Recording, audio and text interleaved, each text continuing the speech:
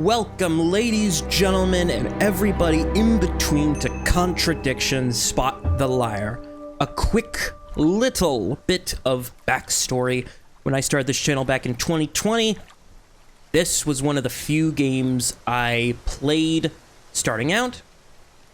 To anyone who has watched me since then, which I doubt is anybody, but if you were to look back, you'd find this video. This is one of the first ever videos that I dubbed a Let's Experience rather than a Let's Play. Because Contradiction is one of those games. It's not the best game ever, but I do genuinely think it is one of the best game experiences that someone could have. And because of that, I'm going to tell you right now, before watching this, go and play this game. It's like $15, $20. Usually it's on sale for even less. Buy it. Play it for yourself, then come back. If you're like, no, I want to watch this, I'm going to play the prologue. And afterwards, I'm going to give you one more chance. And if you decide even after that you don't want to, and you just want to stick to the video, well, that's for you then to decide. So, without further ado, a quick little background. My name is Jenks, Detective Inspector Frederick Jenks, and I've been assigned to a last-minute investigation into the death of Kate Vine, a PhD student found drowned at midnight last Friday in a lake in the woods on the outskirts of the tiny village of Edenton.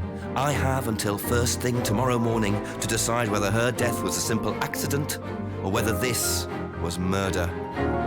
Kate Vine appeared to the world to be a bright, confident, fun-loving PhD student with everything to live for. However, a history of depression and alcoholism revealed in her medical records suggests that in reality, she had become adept at hiding behind a mask. A lab report indicating a high level of alcohol in her blood, along with the late hour of her death and a lack of witnesses, makes a strong case that this was suicide.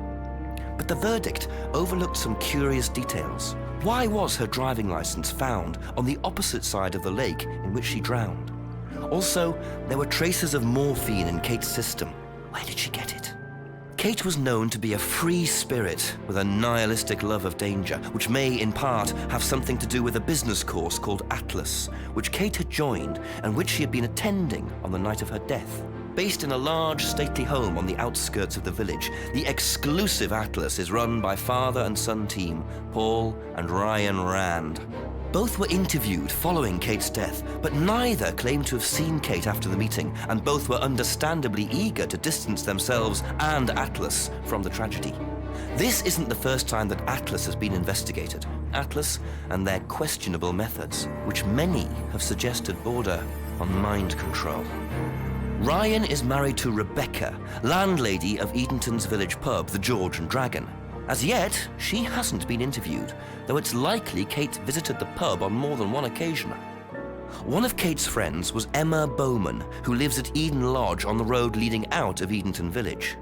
Emma was also doing a PhD at the same university, but didn't attend Atlas. Interviewed after Kate's death, Emma seemed shocked and upset, insisting she hadn't seen Kate that night. However, it turned out her boyfriend had. Simon Thompson met Emma at university. After completing his degree around 18 months ago, he went to work at a shop in the neighboring village. He started at the Atlas course a few months ago. Simon insisted that he didn't see Kate after the meeting, but the sergeant interviewing him noted he seemed oddly unmoved by her death, which makes him the first person I want to see tonight. It's time for some answers. And if that introduction hasn't convinced you to go and play this game for yourself before continuing on, then sit back, stay hydrated, grab a snack, and after I quickly reset the game, because for some reason after an update, watching the prologue makes it so the buttons don't work, we shall continue. And after a quick little reset, let us begin. Because I believe the only time you are able to start the game fresh, quote unquote, is on your first playthrough on as a fresh install on a PC. If you reinstall the game, if you reset the game, like this little home menu, you can see reset game. All it'll do is just retake you back to here, to this beginning. You don't get a special version where you click start, then get the prologue and all that. But welcome to Edenton Village. Click the arrows to move around the village. If you see the magnifying glass, try your investigation button to see Jenks investigate. I don't know why that took me a second to say. Click the inventory icon to see your collected items, which includes both physical objects and information Jenks has collected. If you're at a location where you think you can use a physical item, try the use icon. So yes, we have icons, we have stuff like our inventory, which is basically our Phoenix Wright style inventory of clues and stuff. So we have Kate Vine's death. Vine's body was found in the woods lake early last Saturday morning, and the driver's license. You can try to use it, there's no use, sorry. Kate's driving license was found on the bank and near the lake near Kate's body with a piece of tape attached to it.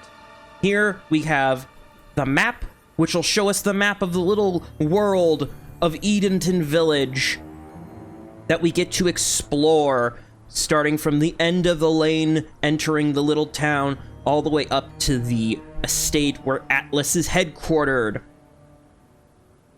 But for most of this playthrough, I am going to be just using the arrows because, takes a little longer and it's, just much more immersive, I would say. And then this button is a hint system for tips, which will show up here as chief clues / tips.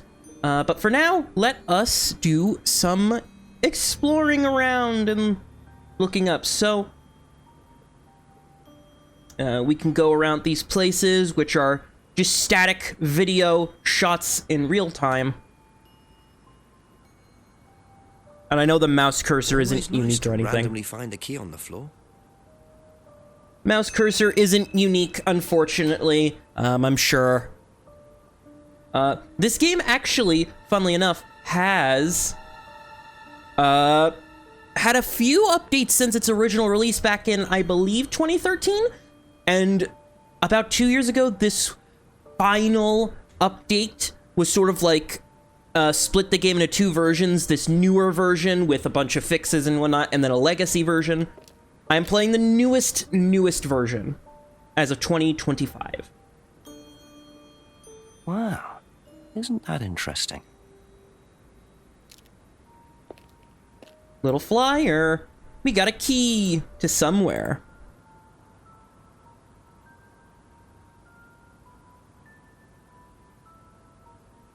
Anyway, let's head over to the lane, go to the lodge. Let's do some investigating. Very trusting, leaving a bike unlocked. Looks like homebrew equipment. Ah, this might come in handy. Yeah, one thing you'll notice is this game is very Phoenix Wright Ace Attorney-esque in that you search around for clues. Anything can be a clue. You can find items which are usable and whatnot. But I'm gonna shut up and, well, actually no, hold on. There's still some investigating that we could do. So this is the lake where she was found. I don't know if Edenton. I don't know. I'm not British. I can't pronounce words correctly. I don't know what this real place is based off. And look, you can see the two guys out here. If I remember correctly, these used to not be videos. They used to just be like still images of locations. So this water effect would have just been like a simulation. But now, because these are videos that just sort of loop, you can see like these guys in the background where my mouse is, and this like animal, I think that's a duck swimming, and it just starts to loop. You can definitely see it on this duck between these two things where it's just going back and forth. But yeah, no, pretty nice. So, anyway. Looks like a piece of jewellery there, stuck between the boards. Well and truly wedged in. Oh, Jenks. Nothing is truly wedged when you have a screwdriver.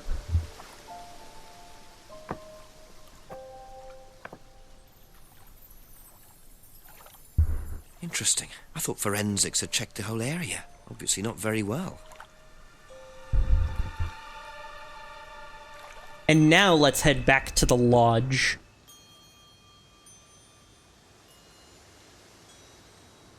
And it's nice, they actually thought of taking shots of the paths from different angles, which is just very lovely. Anyway, I'm gonna shut up.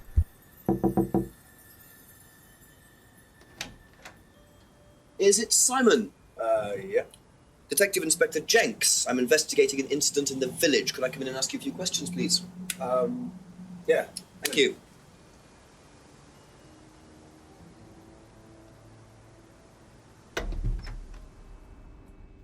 We can just go through here if you want. Emma's working in the front room. Hi. This is Inspector James. Jenks.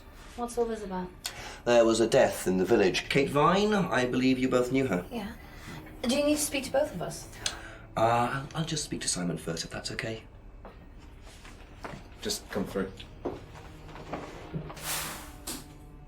Is it okay in here? Oh, this will be fine, yeah. Do you want anything? Water? No, I won't be long. Okay. Yeah, one thing you're going to notice immediately is that Robert Booth, the man who plays Jenks, is very expressive, and that's going to be great. Your first interview. First, pick an item you want to ask about, then click Ask to see Jenks ask about it. When you've heard the reply, you'll see a summary of what was said in the bottom of the box. Clicking any item you've already asked about shows a summary of replies beneath. Now click any reply to add it to the contradiction box on the right. You can add 2 replies at the same time.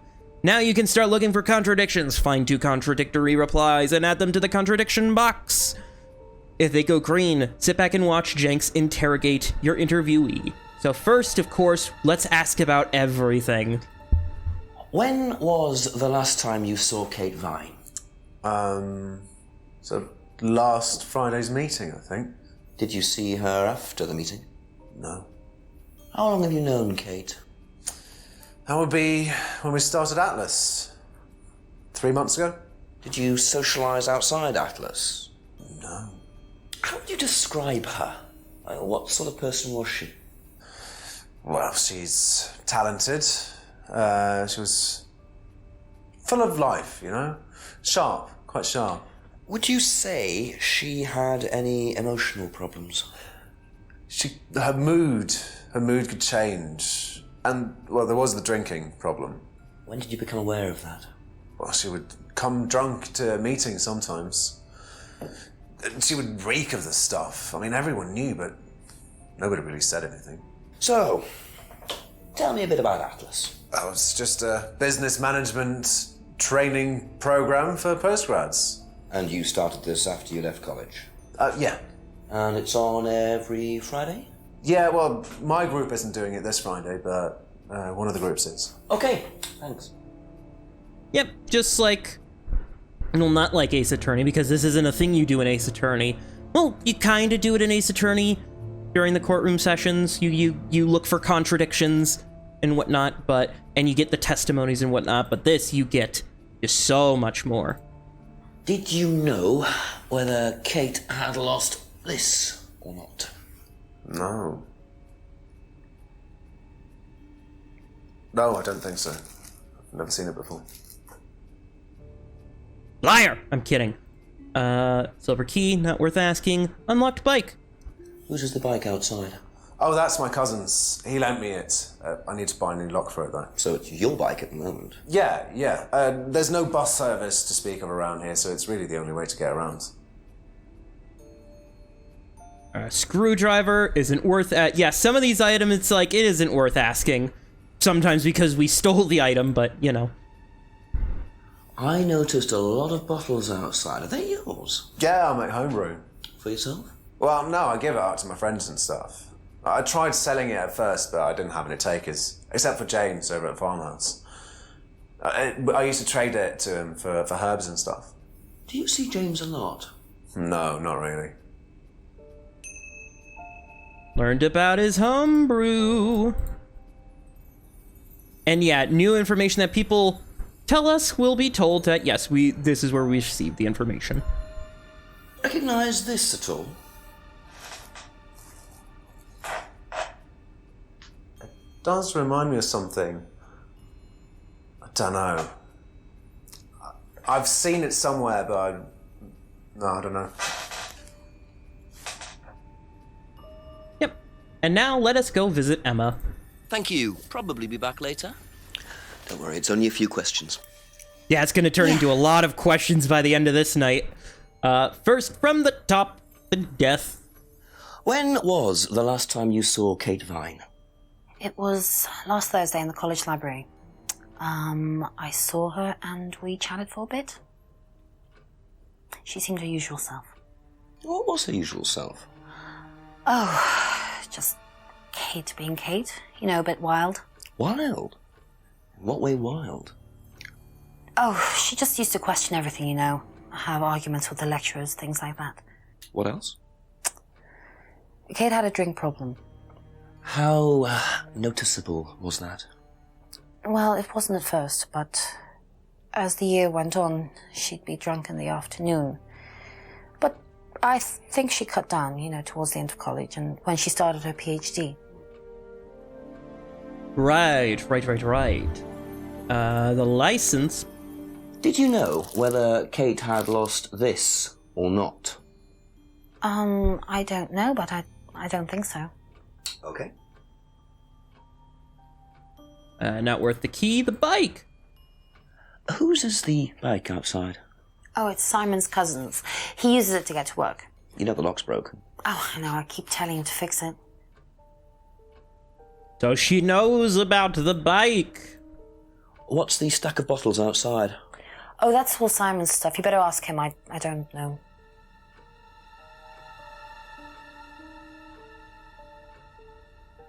Ever seen this? Looks like, that's my old necklace. I gave this to Kate. So Kate might have been wearing it last Friday. Yeah, well, perhaps, but I can't see why. She was always buying new things, you know, lots of jewellery, stuff like that. It's meant to be a bird in cage, but the cage's fallen off. Oh, I'll show you. Where did you buy it? I didn't. Some wanted present. Secret admirer. Not so secret. I see. That's how it should have looked. It's called a freedom necklace. Do you mind if I keep this? No, not at all. So the necklace did belong to Kate. Interesting. I'm starting to wish I'd brought a spare evidence bag.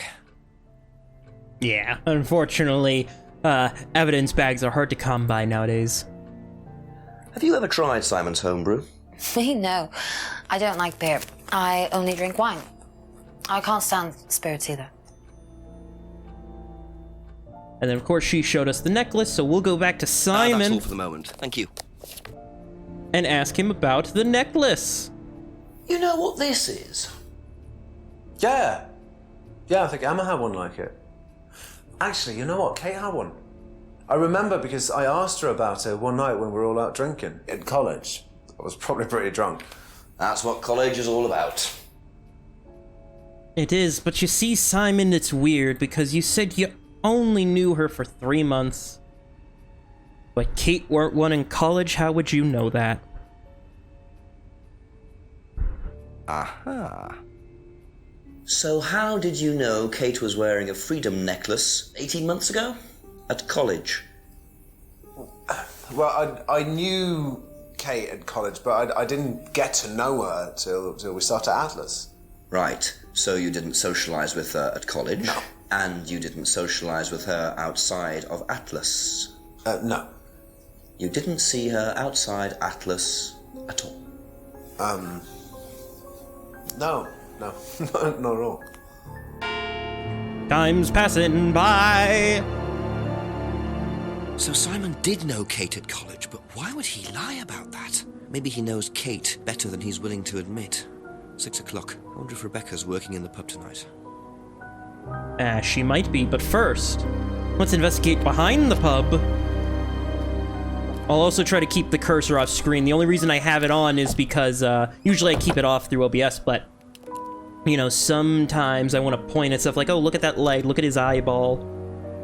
You know, so, Broken oh, look at all window. this tarp. Recently smashed by the look of it. Might have to ask about that.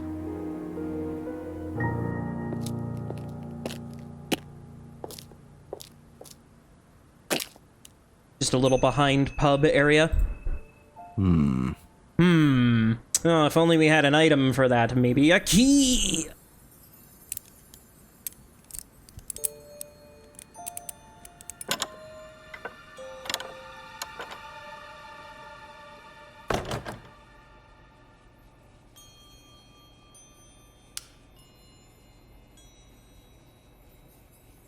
Seems like every basement thing that I've ever seen.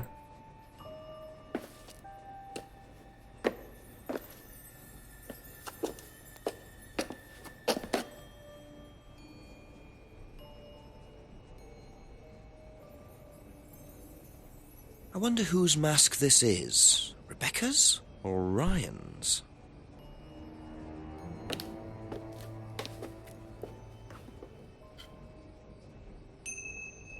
Well, considering we don't even know Ryan yet. Just looks like junk, but it's too dark to tell. See, I miss... Like, even if this wasn't FMV and this was just like a regular old game graphics type thing, I miss this style of game. This sort of point-and-click thing. I guess it's the Myst style, the old Myst style, because I know there's a remake of Myst, and I think the other two games where it's like 3D, and you can like physically walk around and stuff, but like...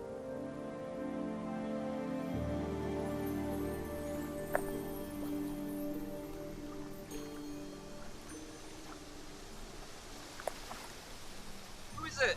I'm a police officer, Detective Inspector Jenks. It's all right, you can carry on if you want to. I'm just going. I'm investigating a death in the village, Kate Vine. There was a death recently I knew her. Well, could I ask you a few questions, please? Bit dark. Well, if you give me your name and address, I'll come later on. Where do you live? Farmhouse! And what's your name? And there goes James.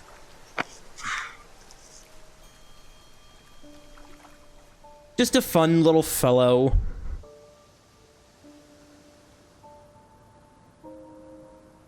So let's head down the road to Farmhouse real quick. According to the map, Abbey Farm is across the road Yep, there. down there. We can call the chief if we go down to the very end of the road.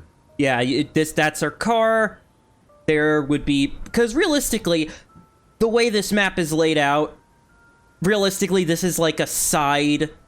Well, I wouldn't say neighborhood, but just like a side section of like a town's village or something. So, I know you can't see it, but there's a phone booth over there, so... We could ring the bell, but let's go to the greenhouse real quick. Take a little look-see.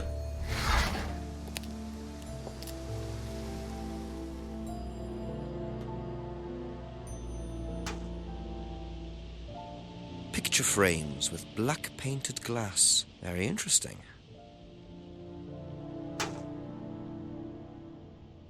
Yes, very interesting indeed.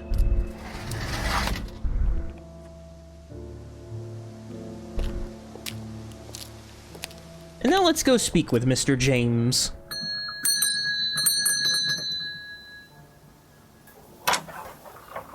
Could I ask you a few more questions, please? Didn't take you long. Haven't got much time. Just close the doors, shall I? Where do you want to sit? Oh, anywhere's fine. I didn't quite catch your name. James, sit there. Thank you, James. This is a very little Why are you cozy asking little me home. about Kate Vine? Routine. You know Simon, don't you? Thompson. Why? What did he say? That you all went to college together, you and Kate. Is that right? Might have done. Right. Good enough. And now we shall ask him everything. When was the last time you saw Kate Vine? Can't remember. How did you know her? Through Simon. His girlfriend was mates with her. Saw her around college a few times. Did you socialise with her much? Nah. She wasn't my type. Very blunt. Fair enough. Did you know whether Kate had lost this or not? No idea. Wouldn't know anything about the key, the bicycle. What do you know about Simon's bike? What bike? You haven't seen him on a bike. I haven't seen him. When was the last time you saw him? About a month ago. Fair enough. Have you ever tried Simon's homebrew? Thompson's tar? Yeah, I've tried it. Did he sell it? Well, not to me, not for money anyway. We used to trade stuff. What did you trade? I make a nice herbal tea as it happens. Him and his girlfriend were into it. What was his beer like? Lethal. Strong? Knock your eyes out. Ah, fond memories of homebrew. Ever seen one of these before? Freedom necklace. Don't think so. Fair enough, straight to the point. Know anything about a broken window at the pub? Don't go to the pub. You've never been to the pub. Didn't say that. I've been to the pub, but not for about 2 months, 3 months. Again, fair. Ever seen this before? No, should I have? No, it's okay. God, Jenks, I gotta love him. Now, what's all this stuff in the workshop? Paint and stencils and things like that? Just a little sideline of mine. Oh, you do picture framing? They're black mirrors. Scrying mirrors. Now, what's a scrying mirror? Show you one if you want.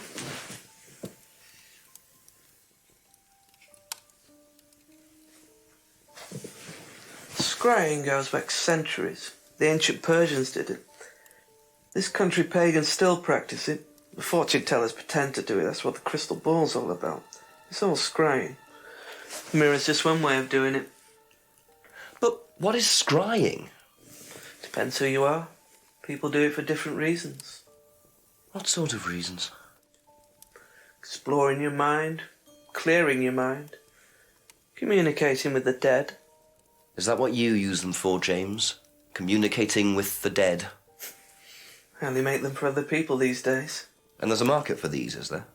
Lots of people want to talk to the dead, even if they don't believe in it. Do you make a profit on them? I don't do it for the money. How very charitable of you. Can I keep this? Keep it. Thank you. Black mirrors and hookah pipes. I wonder what else James is into. He's just a very radical dude, you know? Be back later on, if that's okay. Well, I think we got enough out of him. Why don't we head over to the pub, get ourselves a nice pint? It's 6 p.m. I'd say that's the perfect time for one. Even though I don't drink, and I do not like drinking.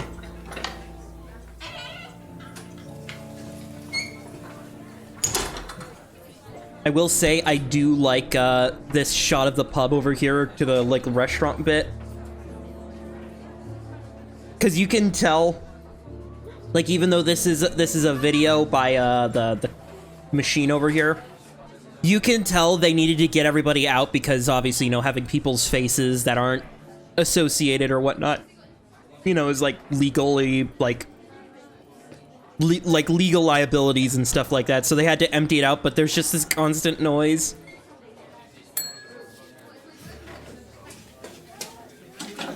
Sorry, what can I get you? Detective Inspector Jenks. Rebecca, is it? Yeah. There's been an incident in the village. I'm conducting an investigation. Could I ask you a few questions, please? Right. Come through. Thank you.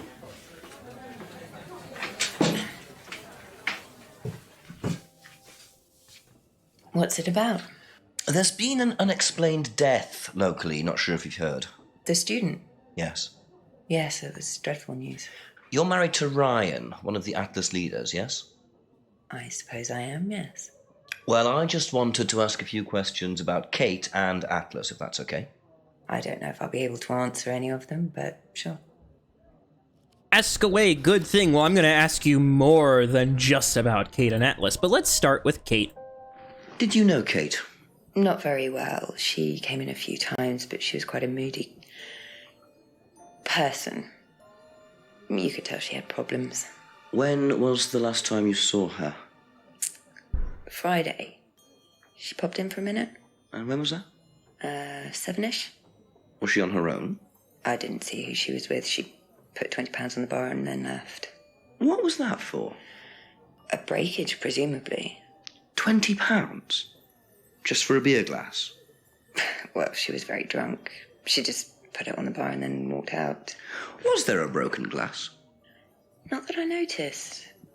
But she was a strange girl. Man, this girl just seemed like a riot to be around. Have you seen this before? No, sorry. So you didn't know if Kate had lost it? No idea. No, that's probably fine. Hey, Rebecca, I found your key, by the way. I'm not gonna say anything about it, but, you know. Know anything about Simon Thompson's homebrew? Does he make homebrew? Apparently. No, we do buy from a microbrewery, but we don't usually buy from kitchen breweries. I also just really like, I just like the detail that Jenks asks questions as if he's heard this information from a rumor, rather than, oh, Simon told him about his homebrew, so now he's like, apparently Simon makes homebrew. Have you heard anything about it? Which I just think is great. Do you recognize this? I've seen students wearing them. Has some sort of meaning, doesn't it? I forget what it is now. Seen anyone wearing one recently? Not that I can remember. Yep, fair enough, fair enough. How did the window get broken out round the back? I don't actually know. Someone said 2 girls were arguing outside. I found out after they'd gone. And when was this? Last Friday, just after we opened, about 6:30. I taped over it until I can get it fixed. We don't want people getting cut and suing us. Does that sort of thing happen a lot? Arguments?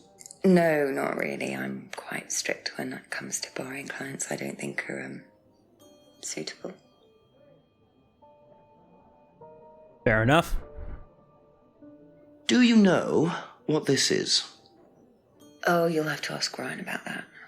So this is Ryan's. It's to do with one of Ryan's methods on the course. Go on. Well, masks allow you to play at being someone different for a while. Students find it quite liberating. So this would be for a student? I think that one's Ryan's, but students do wear them, yes. Interesting, interesting. Have you seen one of these before? Is it meant to be black like that? I think so. No. Doesn't know anything about scrying, but Rebecca, you see, I'm having a bit of trouble. You say you don't know who broke the window, but Kate gave you $20 for a breakage. Aha. So, you said Kate gave you £20 for a breakage, but you didn't have a breakage. That's right. Do you think the payment could have been for the broken window? Could it have been Kate who was arguing? Well, I suppose it could have been, yeah. It could have been Kate, you're probably right, yeah. But you don't know who she was arguing with? No, I'm not sure. I'll ask around. Not realising Kate had broken the window. Rebecca really should have worked that out before now. Unless she did. But why would she lie about that? But now we know the information that Kate had an argument.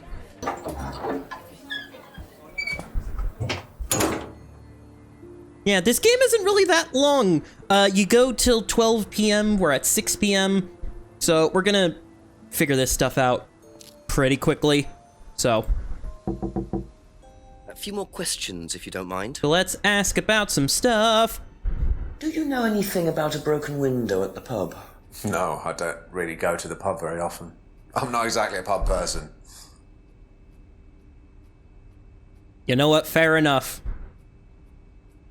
Have a look at this. Know anything about that?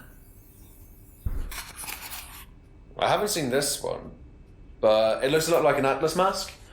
We use them for some of the workshops and stuff. Really? Well, you have to say something boastful or arrogant.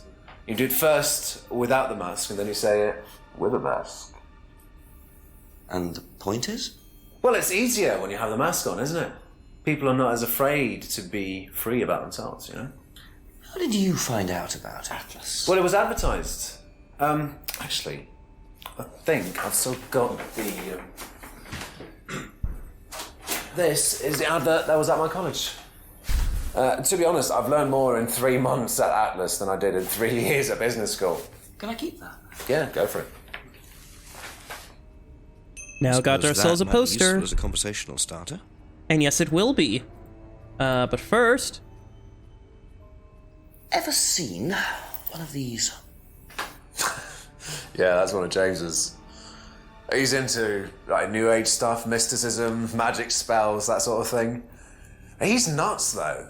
I mean, he thinks the government are tracking him or something. Why would he think that? Well, I don't know. You'd have to ask him. I mean, the government is tracking him, but, you know, that's neither here nor there. Know anything about an argument at the pub last Friday? No, I didn't go to the pub last Friday. What did you do after the course? Just went home. Came here. Just came straight back. Yep, seems fine. Thank you. Probably be back later. Let's talk with him about all this stuff, starting with a broken window.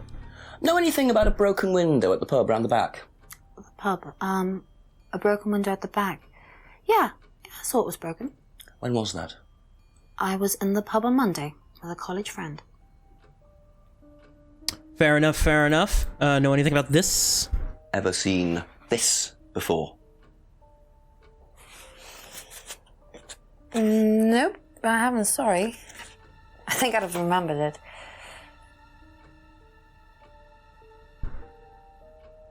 Alright, what about this? Have you seen one of these before? Is that from James? Now, what do you know about James? That he's creepy. He was selling them last Friday at the market. There's a market every week type thing. And I usually go there for lunch. So you wouldn't buy one of these? No, I wouldn't.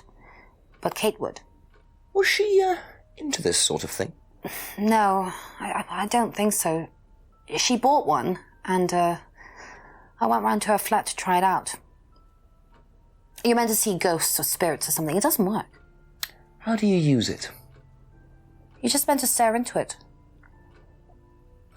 Shall I show you? Go ahead. Okay, so you just stare like this. And then you see... See what? Sorry, look, you're meant to see a ghost or something. Look, it doesn't work. Didn't work, so. Yeah, apparently it does not work. Did you hear about an argument in the pub last Friday? No, I wasn't there. You weren't in the village? No, I went home last Thursday night, actually, to see my parents. But you do visit the pub? Oh, yeah, I mean, I know Rebecca quite well. We all went there quite a bit after college. I mean, fair enough. What do you know about Atlas? I know that it's a business course. I went with Simon when he first went, but it wasn't really my thing. How often did you go? Just the once. And you decided it wasn't for you? Yeah, I'd been to something similar, so decided it wasn't for me. Fair enough, but you see, here's the thing. You said you saw him selling the masks last Friday, but you said you had left.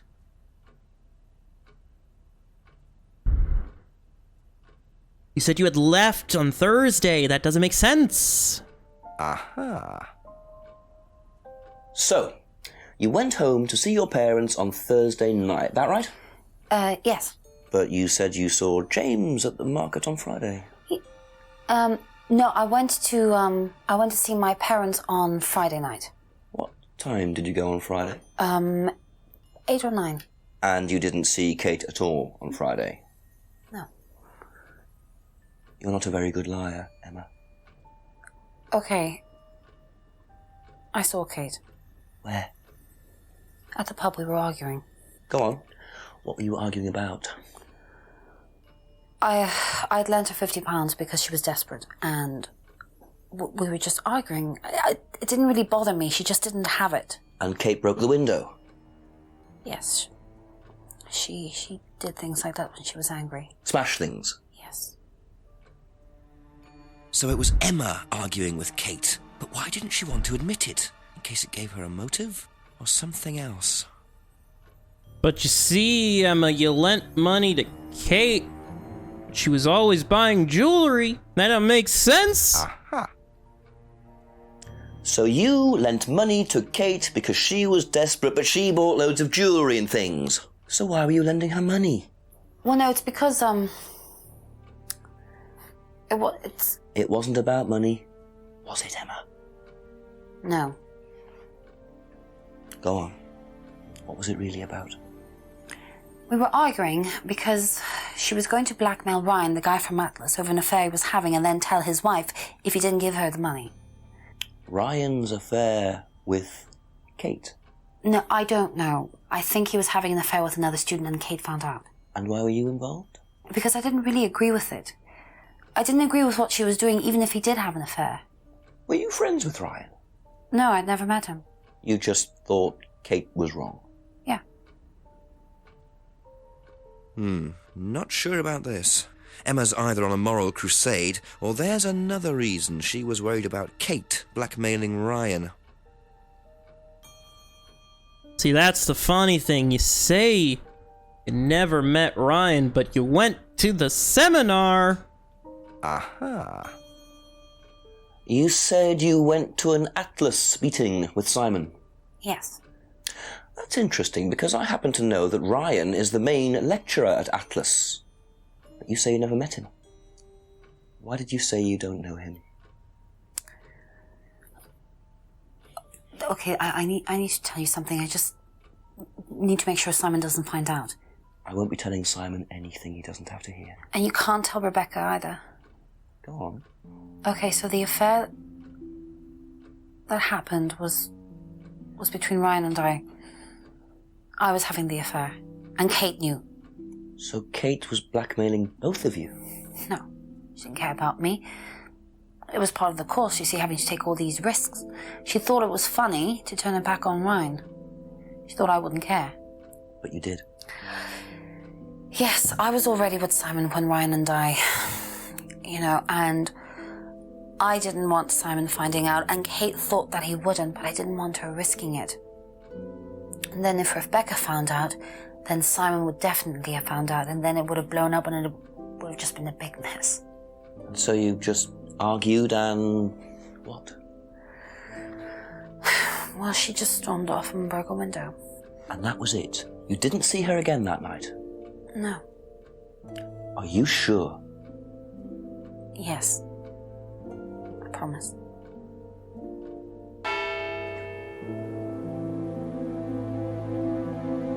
"7 o'clock.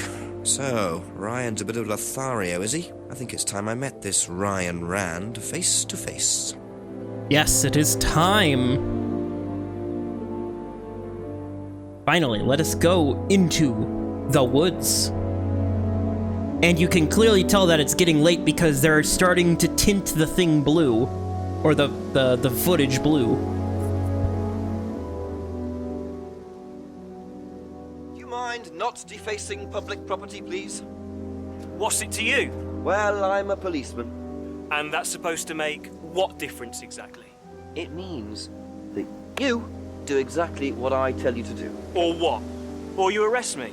No, I'll give you a fine this time. So, if I do something that you don't like, I have to give you some money? What happens if you do something that I don't like? You're gonna give me some money? Look, I do not have time to discuss it at the moment. Could you just go?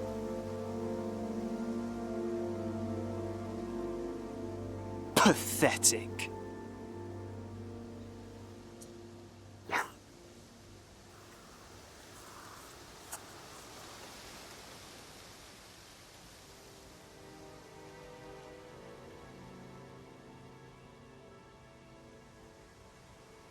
What a prize brat. But why would he carve that into a tree? Either he's a die-hard rock fan, or there's more to that symbol than meets the eye. Yeah, there's definitely something to that. Well, first, actually, let's go back and talk to Simon about that real quick before we head up to Atlas. I know I'm teasing you, but, you know, really should. There you go. Come on. Cute.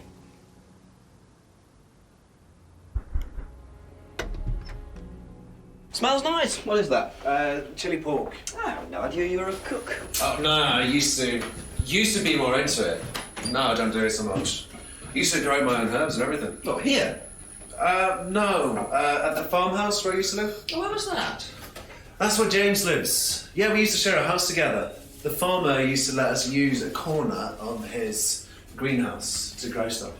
I didn't know you knew James that well. Well, didn't really get on. Where are the greenhouses? Well, it's just through the farmyard at the back. Interesting. Gotta get back into Simon position. Anyway, this symbol. If I did, this, would that mean anything to you? Who did you see doing that? Someone in the woods, carving it into a tree. That was Kyle. It's a guy from the course. He's an idiot. And where does he live? I can't remember. Somewhere outside the village? The three fingers thing is something the students started doing. It's something from the course. The three freedoms. The what?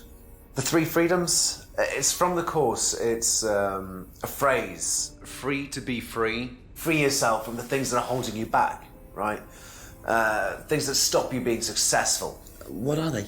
There's fear of failure, guilt, and a doubting, a self-doubt. You believe that? Yeah. Guilt ruins lives. It stops you looking forward. It serves no practical purpose. It's basically destructive. Right. Free to be free. Not the most original slogan, but I wonder how far this freedom goes. Yes, how far Thank indeed. you. Probably be back later. But since he mentioned it, why don't we quickly, once Just to knock on again, the window for Emma. Simon always answers the front door. why don't we head back to greenhouses real quick and go and see if we can find more to those greenhouses?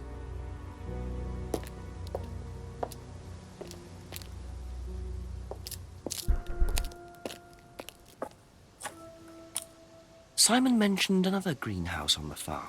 Must be up the hill over there.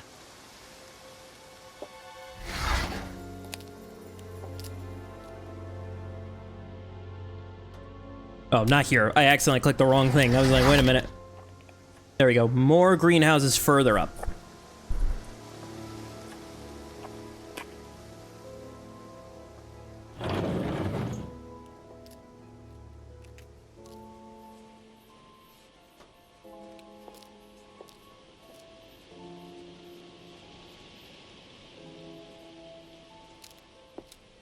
I wonder if James knows this is here. Don't know what it is, but it'd be interesting to see what he says about it. I also find it quite interesting about this game being a full motion video game, because none of these things are sets. Well, I mean, technically they are sets in the sense that, you know, they set up shots for what is it, for, you know, they use videos to be shot and whatnot, but this is just a real town, little part of a town, you know, so they would have had to have tried to craft story elements based on, like, this location, which I think is just kind of interesting. A few more questions, if you don't mind. Anyway, got some stuff for you, poster. What do you know about this? It's an advertisement. They had it designed by an agency, I think. And when was that? Last year sometime. If I did this, would that mean anything to you? Why, is it meant to mean something? No, it's okay.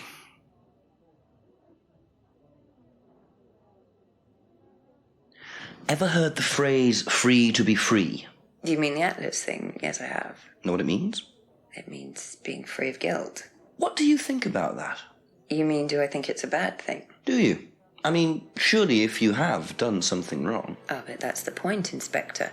Most people spend their time feeling guilty over nothing, and that's not a good thing. Again, fair enough, but... Do you know what these are? Oh, magic mint. Where did you find this? Magic mint. Salvia divinorum. I used to grow it years ago. It makes you trip. In what way? It's a hallucinogenic. And legal.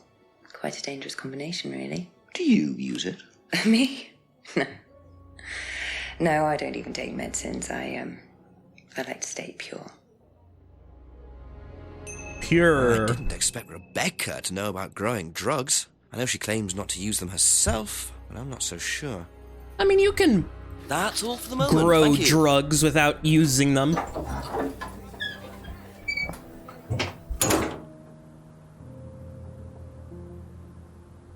And then one last stop before we can get into some more contradictoring.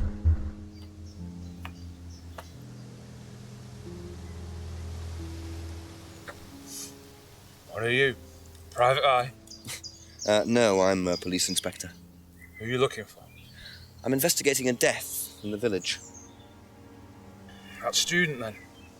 They did one last year, too. Same place. Did what? Drowned a student. Ask that psycho about it. He runs that business cult thing up at the big house. Bunch of nut jobs. Hey, what was the student's name? Liam... something? Or sod?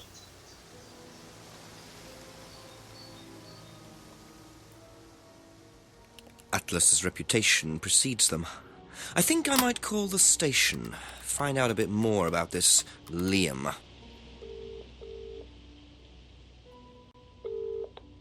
Hello, DCI Jones speaking. Mike, it's Jenks. Alright, Jenks, I thought you'd clocked off tonight. Yeah, the chief's put me on a case tonight, the Edenton girl. Friday night, you poor sod. I thought that was sorted out anyway. I wish it was. Listen, are you near a computer? I can be. Yeah, go on. Do you know anything about a death last year? Someone called Liam in Edenton Village? Don't remember it. Hang on, let's have a look. Edenton Village.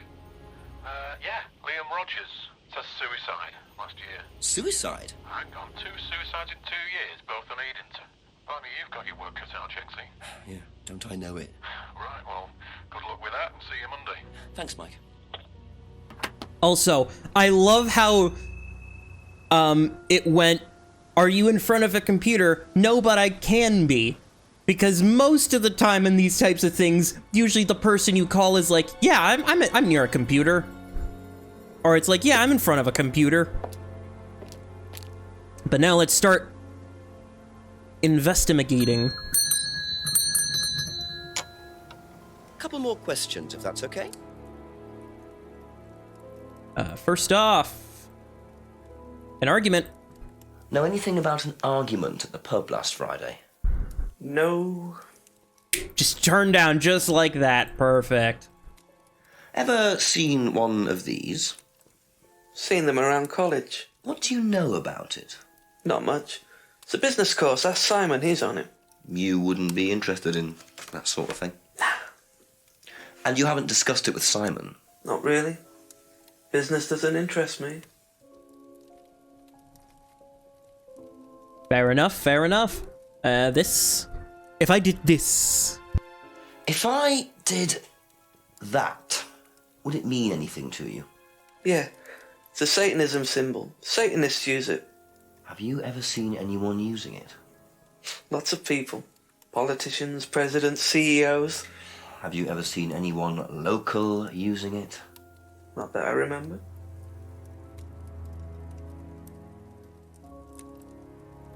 Ever hear the phrase, free to be free? Heard anyone use that? Nah. What is it, a song? No, I don't think so. Doesn't matter. Time to see some leaves. Could you tell me what these are, please? I found them in the greenhouse. Been snooping around on the farm, have we? It's called investigating, James. Yeah. It's just mint. Mint leaves. For cooking. Yeah, I heard you were a bit of a budding chef. Dabble a bit. Won a few competitions. Very impressive. So you normally just leave packets of mint lying around? Must have dropped it. Must have dropped it. Ever heard of Salvia divinorum, James? What's that, skin cream? It's not a skin cream, no. It's a plant. Really? Don't know much about plants. So you've never heard of Salvia? No.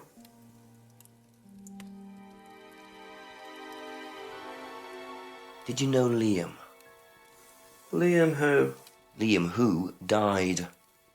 You mean Liam who killed himself? Yeah. He was in my year, on a different course. What course was Liam on? Can't remember, not mine. What was yours? Plant science. First time I knew about Liam was when he killed himself. Right, so you didn't meet him? No. I see, but you see, you have a degree in plant science, but you have never heard, or you don't know much about plants. Aha. So, your degree is in plant science, but you don't seem to know anything about plants. Well, still got a lot to learn. So you're still saying you've never heard of Salvia? Didn't say that. So you have? Maybe. And you do grow it? Yeah, it's legal, why not? What do you do with it? I use it for explorative purposes, meditation. And does this involve anybody else? Why? Do you sell it or give it to anybody else? No. Sure. Yeah, it's just for me, nobody else. And that's the only drug you grow, is it? Feel free to go and look if you want. It's okay, I'll look later. The only drug he grows? Not sure I believe that, James. Then again, would someone growing illegal drugs bother growing a legal one? I mean, that is a fair question. So, like, also, fucking using them for private use, but you traded herbal tea. Aha. When you say herbal tea, do you mean salvia? Probably. So you traded salvia tea with Simon for his homebrew? So? So why did you say you didn't give salvia to anybody else? Did you give it to anybody else? How many people did you give it to? Did you give it to Kate? No. How about Liam? I didn't have anything to do with him dying, if that's what you mean. So you did give him salvia? Yes, I gave him salvia because he asked for it, but that's not what killed him. Well, he committed suicide, James, because of psychological issues that probably weren't helped by him trying hallucinogenic drugs. Didn't commit suicide. You don't know anything about him. You don't know what happened. Okay, so what happened then? Do you even know about Third Eye? Go on. You don't know about Third Eye. If you don't know about Third Eye, you know nothing about Liam's death. I mean, forget salvia. Fine, tell me then. Third Eye was a cult. We had our very own psycho cult operating right here from our village hall. And I got rid of them, single-handed. I'm the one who got rid of Third Eye. Did they tell you that at the station? Okay, start again. They were what? You don't know anything, do you? Look. They were reeling in students, pretending to be some sort of happy life course, you know, we can make your life better sort of crap. Then they were putting everyone through this brainwashing program to make them compliant, and selling them on. It's all there. What do you mean, selling them on? Selling them. Like objects, commodities. To who? To anyone who could afford them. Top politicians, famous celebrities, wealthy businessmen, you name it. What for? You don't get it, do you? Third Eye were making and selling slaves. They were black market slave traders. They were wiping people's personalities using ECT, brainwashing, cocktails of hard drugs, deliberately turning them into perfect slaves. You know how much slaves are worth on the black market these days? No. Millions. And I'm talking per slave. That's why anyone who stood up to them and threatened to go public like Liam was just killed off. They didn't give a damn. So you're saying Liam was murdered by Third Eye? Exactly what I'm saying. That's why I started looking into it. They were all saying it was suicide, but there's no way. So, did you ever actually meet Liam? I found out about him. And how did you find out about all this other stuff? It's obvious, you can tell. I met some of the students. You could see straight away there was something wrong. They were like zombies. And I can tell when someone's got ECT damage or when they've been through mind conditioning. It's just obvious. I mean, US military used all these techniques back in the 50s. It's all documented, you can read about it. They showed all the same signs. So, did you ever actually go to a meeting? No, but I knew what went on. How? From what people said who'd been through it. Okay, so do you know anyone I could speak to who did go through it? Well, no. Look, it doesn't matter. Why did they close down if it wasn't true? They just closed down and disappeared overnight after I put all the flyers up. Bit of a coincidence. But that was just after Liam died. Yeah. And do you think that had anything to do with it? Maybe, but it was the flyers that forced them to close. Okay. Do you mind if I keep this? Yeah, you investigate it. It'll all come out. Third Eye definitely killed Liam. Well, that was a lot to take in. Yes, it was. Does James really believe all this stuff? This is the first I've heard about Third Eye. Question is, what's their connection with Atlas, if there is one? Fair enough, fair enough, fair enough. Be back later on, if that's okay.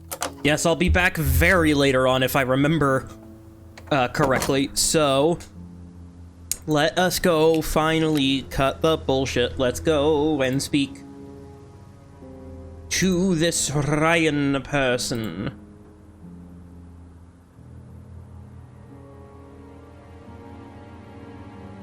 Oh, this game is made using Chrome. That's interesting. Wait, could this potentially be a browser game then?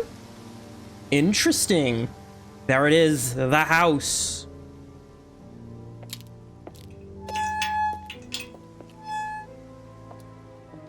I'm sure this is just like a community center.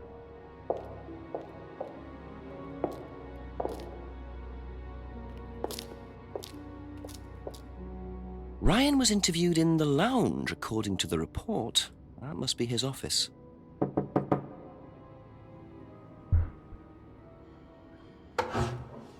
Ryan! Yes?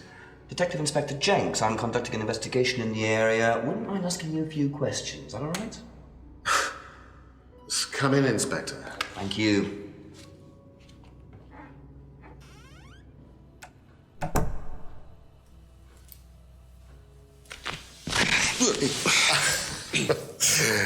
Drink, Inspector. I'd better not, eh? So you wanted to speak to me? I believe that Kate Vine was a student at Atlas. Kate Vine? Well, yes, she was. All of this has been thoroughly investigated, Inspector. It was suicide. Well, we have reason to believe there may be rather more to it than that. Really? Well, then, in that case, I'd be prepared to assist in any way possible. Thank you. My pleasure.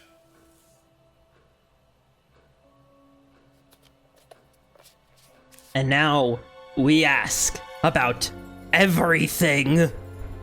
I believe the last time you saw Kate Vine was at the pub last Friday, then you came straight back with some of the students, is that right? Yes, I like to have a glass of port or two after a long day, and benefits of being married to the landlady. How did she seem that night? The landlady? Kate. Oh, Kate.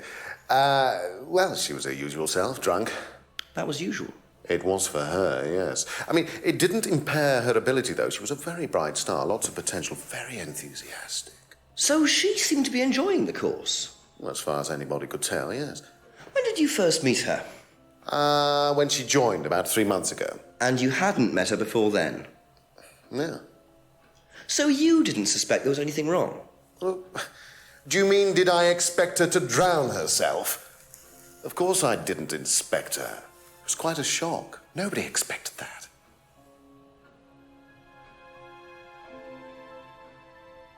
Yes, very much a shock. Have you seen this before? Not that I recall. You don't know whether Kate had lost this or not? No, I've never seen it before, sorry.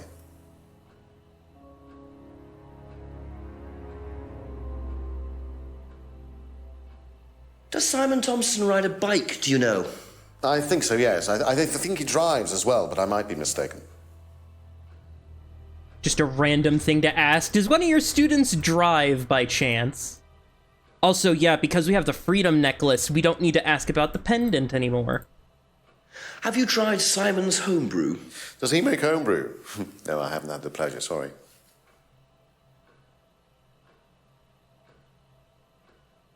Know what this is? Yes. It's a Freedom Necklace. It's a symbol that we use on the course. It's supposed to represent freedom from the chains of your ancestry. Have you ever bought one of these? I haven't, but I've seen the students wearing them.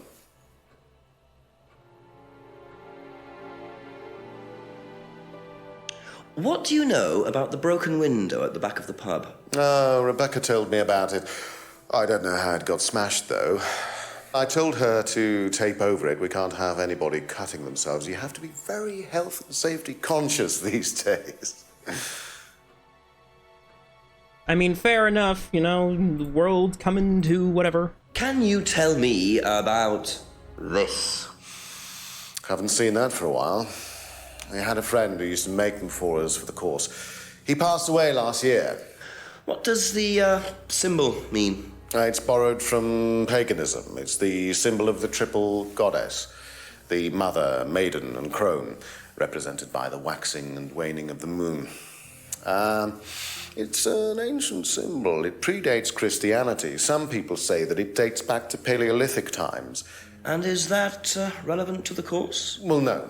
I mean, it's a symbol we dabbled with, but it's not particularly relevant. We don't use it on the course, no.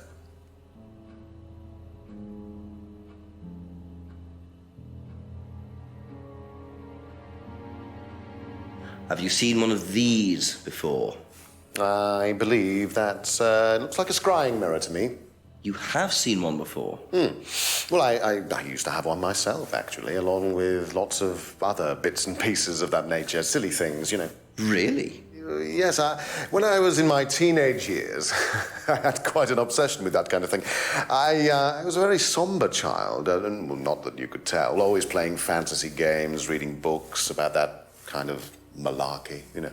What sort of books did you read? Well, books on black magic, not the chocolates. Witchcraft, satanic rituals, that kind of thing. I grew out of it, of course. But you're not into that sort of thing now. Of course I'm not. I don't need to believe in the supernatural, Inspector. The natural world is far more interesting.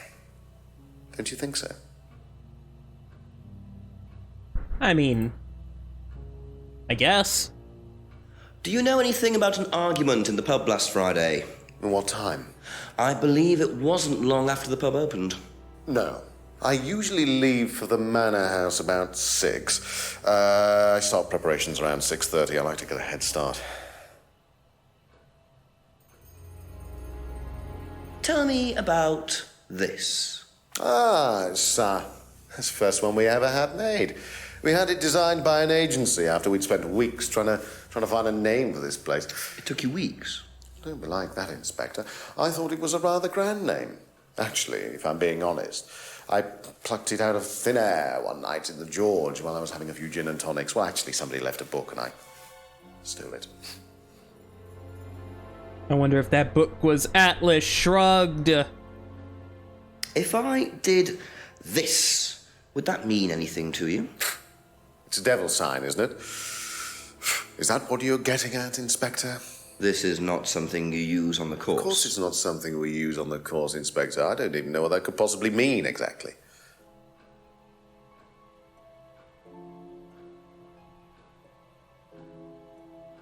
Can you tell me a bit about the phrase, free to be free? Free to be free, my favourite motto. Well, we teach our students that people, they suffer from excessive guilt, don't they? Excessive self-criticism, excessive doubt. Evils of excess, we call them. And we tell our students that if they rid themselves of these evils, then they're free to realise their full potential. Who came up with all this? I have a background in psychology. Honestly? Yeah, don't look so surprised, Inspector. There's an intellect lurking in here. When did you come up with the phrase? When we were based at the village hall. When I say we, I came up with the phrase. Dad's more the money man. And very successful at it too, I hear. Oh, he's successful, but he's not a creative man. Dad suffers from a lack of imagination. Well, that's kind of blunt to be talking about your father like that. Do you know what this is? Looks like chopped tea bags to me. What is it? I just thought you might know. I don't know anything about plants, Inspector. What you should do is ask Rebecca. She knows far more about these things than I do. Messy things, growing things. Said like a man who has had so many glasses of whiskey. Have you ever heard of Salvia divinorum? No. What is it? It's a hallucinogenic plant. A legal one. At least for the moment. I've no interest in drugs, Inspector. My job. That's the only drug I need. As trite as that may sound. Do you know any students who may have used hallucinogens? No. My students aren't interested in that kind of thing. Besides, no one is allowed drugs or alcohol onto the site. I don't think anyone has ever brought drugs to Atlas. Do you have any medicines on site at all? No, we're not allowed. Insurance purposes.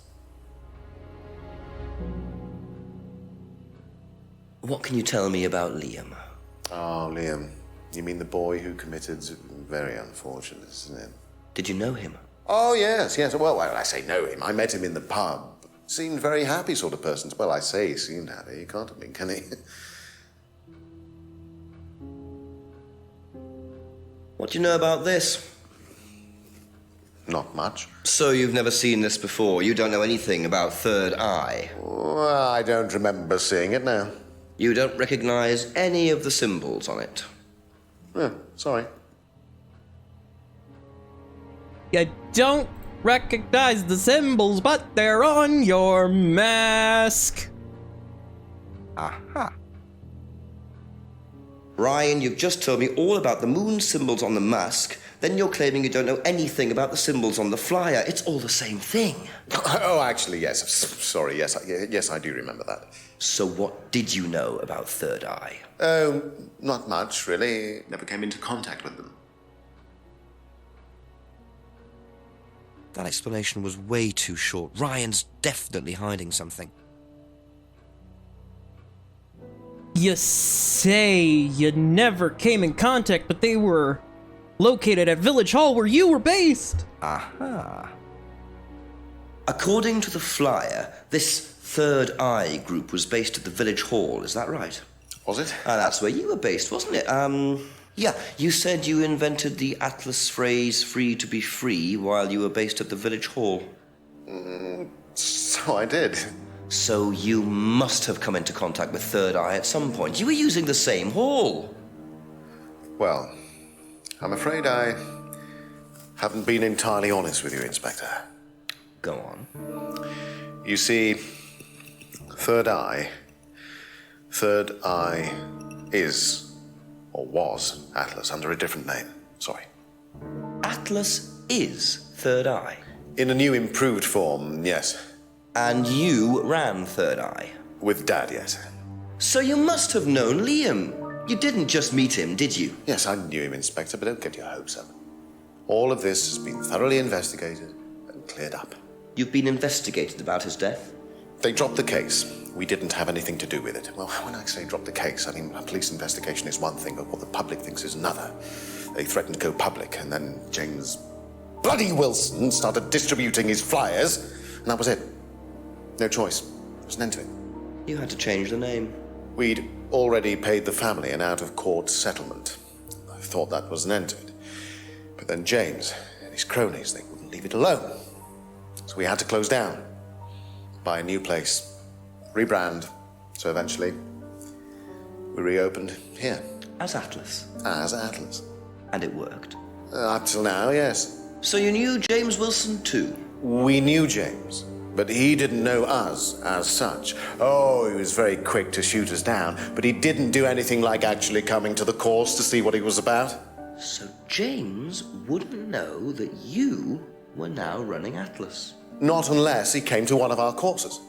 And how much of all that stuff was true? ECT machines, brainwashing? I'm afraid that exists only exclusively in the mind of Mr. Wilson. All we do is make better business people. We challenge their prejudices and presumptions. Why don't you come along and see for yourself? The course starts in 15 minutes. Excuse me, Inspector. Hello. I can't come back now. Well, you have my car at the moment. All right. All right. See you later. That was Dad. I have to go back. You can come and meet him if you like. Well, I might come and have a chat. Come with me. 8 p.m. To be perfectly honest, Dad's a great businessman, but he lacks imagination. He does, however, believe in the power of the individual, when taught by the right teacher, of course. Ryan! In here. Just coming. He's through here.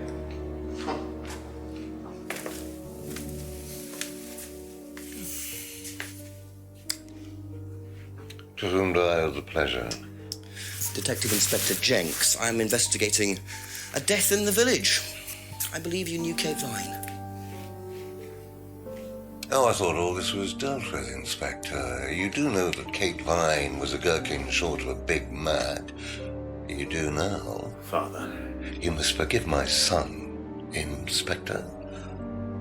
He still can't summon up the courage to come straight to the point. So what do you want to know?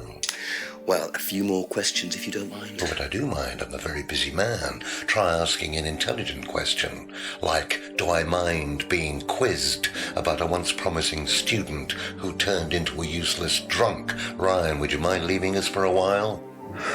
I'll go back to the centre. I have one or two things to prepare. Call me if you need me, Dad. You may begin, Mr. Holmes, although I'm not going to be able to help you. I don't have much to do with the course nowadays, so I can't give you any hard information. That's as maybe, but we No, need... that's as is. But if you want my opinion, I'd be quite happy to give it to you. So, fire away. Okay, thank you. Wow, Paul certainly doesn't take any prisoners. It's obvious who's pulling the strings in this family, and I wonder what they got up to in their previous guise as Third Eye. 8 o'clock already. Yep. Paul Darrow, the late and great, rest in peace. Let's just play them all. How well did you know Kate? Hardly knew her at all. Met her a few times. At the course, that's about all. So when was the last time you saw her? Last Friday. I just popped down to the course and, about 7. Did you speak to her then? It's possible. And how did she seem? Was she happy, sad, preoccupied? She was drunk.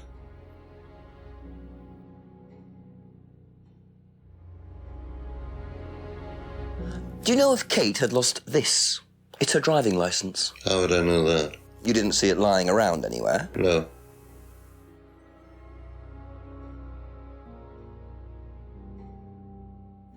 Did you know anything about Simon Thompson's bike? No.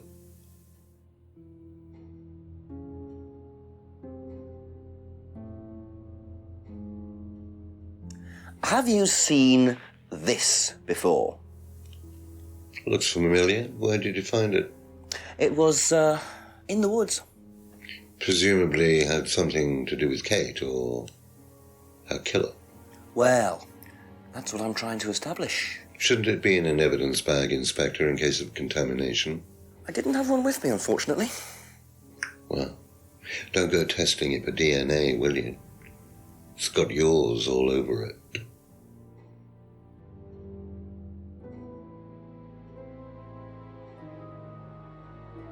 Ever tried Simon's homebrew? Simon Thompson? No, I haven't. I wouldn't touch anything that has had Simon's fingers in it.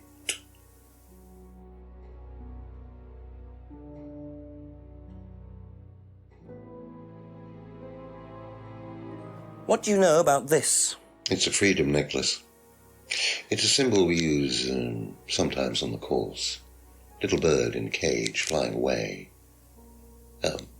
Freeing themselves from their past is the analogy. So do they get them when they join the course or something? No, not as a rule.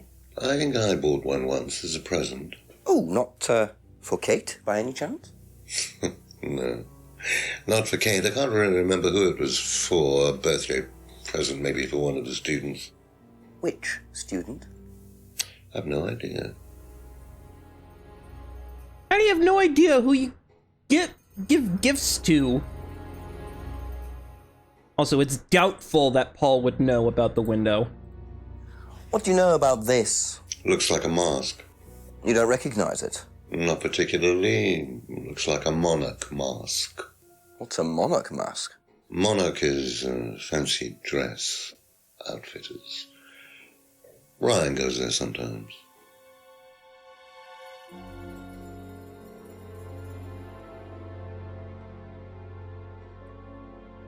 Have you ever seen one of these before? I believe it's a scrying mirror, pagan thing. Ever used one? Why would I use a scrying mirror? So you have no interest at all in this sort of thing? No. Does the Atlas course use them at all? Not at all. Strange question. I mean, not really. You use masks, so like... What did you hear about an argument in the pub last Friday? I didn't go to the pub last Friday. You didn't hear anything about an argument in the pub? Should I have? No, that's fine.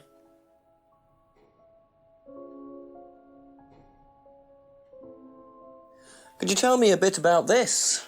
Had it designed by an agency. And when was that? Last year. Is that when you started the business? Yes, I suppose so.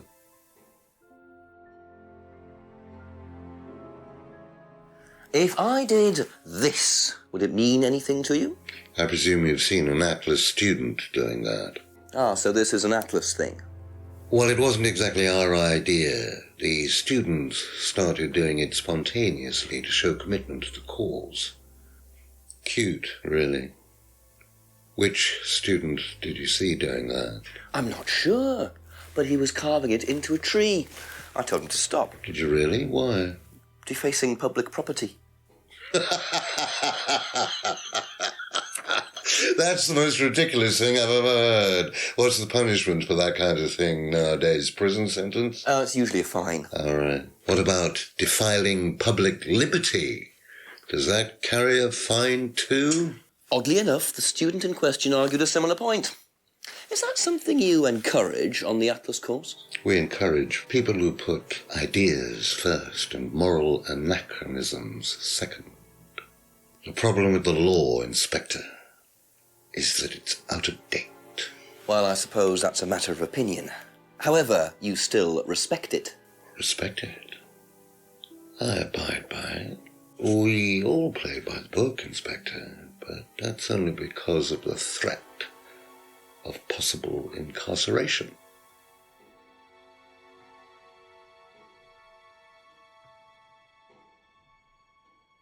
Can you tell me a little about the Atlas phrase, free to be free? Where did you hear that? I was talking to one of your students. It's a little phrase we conjured up to summarize our objectives. What is your objective, if you don't mind me asking? Mine, or do you mean the course's objective? On the course. The objective of the course is to free people from bondage. We teach that most people are crippled by their past, by guilt, their attitudes, their beliefs, all that kind of nonsense. Guilt cripples people. Feeling guilty in business is like a meat eater feeling guilty in an abattoir. Guilt comes from the archaic emotional centers of the brain. It's a vestige of our animal ancestry, that's all. In business, you heed it at your peril. I'm sorry, Inspector. My house appears to be haunted. Would you mind closing the door? So, you believe that guilt has no place in business? None at all. I have few beliefs, Inspector, but that's one of them. And what if you have done something wrong? Well, that's the whole point. Guilt has nothing to do with it. Interesting opinion. His house is haunted has got to be one of the best bits of improv, I think, I have ever seen. Know what this is, by any chance? I've no idea. Gardening isn't my kind of thing. Rebecca would probably know. I presume you've met Rebecca. Yes, I have. I'm sure she'd enjoy telling you what it is. She's the kind of woman who likes to feel superior. Would probably marry a millionaire and then decide to run her own pub. Yes, why was that? Well, she isn't exactly housewife material. She likes to be in control, like Ryan. Shame, isn't it, that I'm in control of both of them?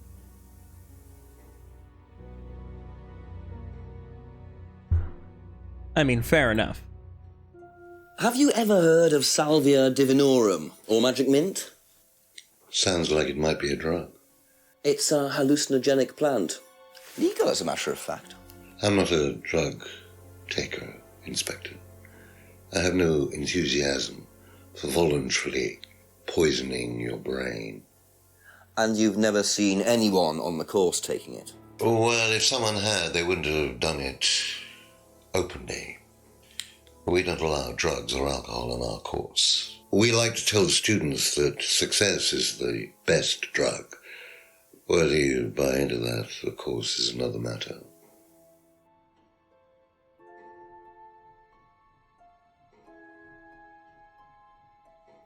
How well did you know Liam? Liam who? Liam, who took his life. Oh. Well, as far as I remember, he was a good student, confident, outgoing. You didn't notice any problems? I believe he had problems at home. Were you there when he died? Yes. And afterwards? You didn't see him after the meeting? No. What was Liam like that night? No. Apart from being drunk, or possibly because of that, he seemed perfectly happy. He was drunk? Well, I assume the bottle in his hand contained whiskey and not lemonade. Lots of similarities to Kate, don't you think? Drinking, depression. Is that normal for the students? People come into the Atlas course for quick solutions to their problems. And when they don't get them as quickly as they might have liked, sometimes their impatience gets the better of them. And then finally, the third eye. What do you know about this? So you've been graced with Goebbels' company already, have you? James, our local minister for propaganda. I suppose Ryan already told you about our actual previous incarnation. He explained, yes. Did he tell you anything scandalous? Not unless you count the suicide. Well, these things happen. Was it your idea? The suicide? Third eye. Yeah, I suppose it was. As my son had started to atrophy, I decided I ought to give him something to do. And Third Eye was the same as Atlas, teaching business skills. Very similar. So Liam's death didn't prompt you to make any changes? There was nothing we could do about Liam's death, Inspector, any more than we could do anything about Kate's. It was out of our control. You can't blame me for wondering, Paul. 2 student deaths in 2 years. It's called a coincidence, Inspector. I expect they ate fast food also. But you're not investigating all the local chippies, are you? Probably not. But you know, gotta say, if Liam had been drinking all night, why do you say you don't allow alcohol? Aha. So if you don't allow drink or drugs onto the site, why did you allow Liam to drink whiskey all night? Well, we did give him various warnings. Did try to stop him, but didn't work. But you let him stay on the course? Yeah, well, we couldn't throw him out. This isn't a primary school, Inspector. We're not the police. We can't enforce these rules. If they pay their fees, they're entitled to stay on the course. And what if they want to take drugs? As long as they do it with discretion, frankly, I don't care if they want to wipe or inject paint stripper all over their faces. Do you store any alcohol at Atlas? No. Is there a kitchen? Why, do you want to go down there and check? Well, obviously you wouldn't mind if what you're saying is true. Of course I wouldn't mind. It's past the lavatories down the corridor, but you won't find any drugs in there or alcohol. Whether I find alcohol at Atlas or not, it probably isn't particularly relevant. But it's worth a look anyway. Fair enough, but let's you. go and see it. Probably be back later. Now, I get the feeling I might be seeing a lot of Paul tonight. oh, you will be seeing a lot of Paul tonight, don't you worry. Don't you worry, Jenksy boy.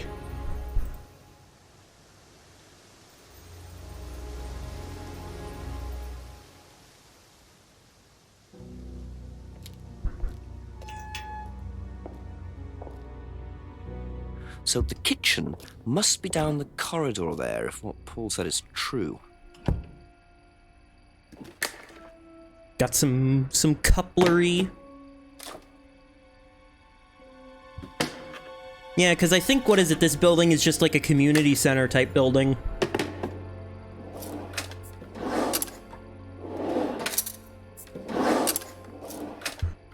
Interesting. Well, there's a A TV porn right there video. with a DVD player. I don't think anyone will mind if I have a quick look at this.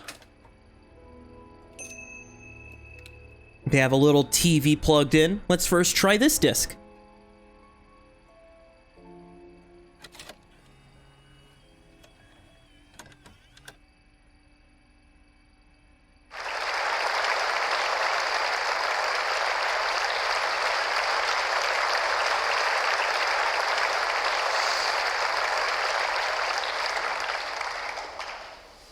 Freedom, true freedom, means freedom from many vices that society had traditionally believed to be virtues. Self-criticism, self-doubt, guilt. Ladies and gentlemen, these are not virtues. These are sins. Born of a fake morality implanted deep within our minds and collective consciousness by governments and religions through the ages, with the sole purpose of preventing the masses, stopping us from achieving the same success, happiness, and freedom enjoyed by those at the very pinnacle of society. I'm going to show you that common morality is nothing more than the cynical creation of an elite desperate to stay in power. An elite hell-bent on preventing you from reaching your full potential by making you feel guilty for pursuing success. But the good news is that you can take back control. You can become the success you deserve to be. Atlas will give you a unique and powerful advantage. Life in all its technicolor glory can be yours. All that you have to do is to stay, embrace it, enjoy it, and learn to love your ambition. Welcome to Atlas.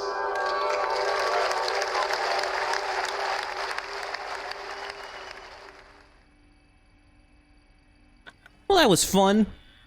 Also, I had a TV like this that had like a DVD player built in. It was so nice. But right now, let's look at the porn.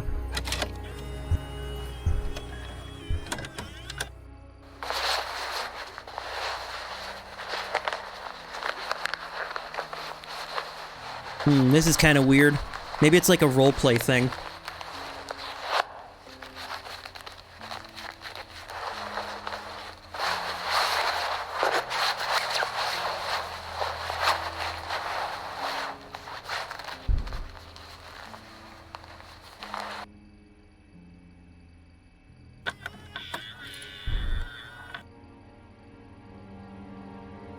Well, that was odd. Looked like someone pickpocketing, but why make a video of it? Well, now we gotta do the fun job of,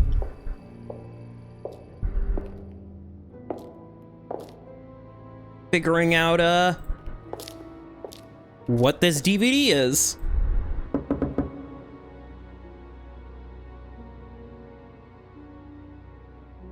And of course, nobody's home. Let yourself go. Feel your soul lifting. Then wait for the moment to break free. Then break free. Excellent, Hannah. Well, could you come back later, please? what's going on here? Please, leave. Sorry, Ryan, there's a few more questions I have to ask you yet, and time's ticking by. Leave. Okay.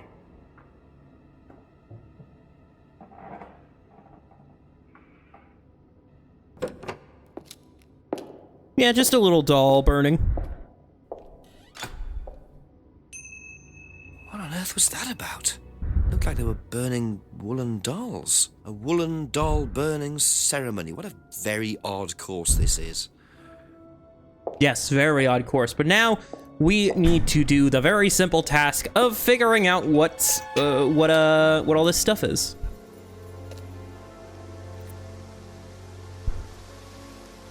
Someone lost a door unlocker or a remote lock, whatever you call those things. It's not a key fob.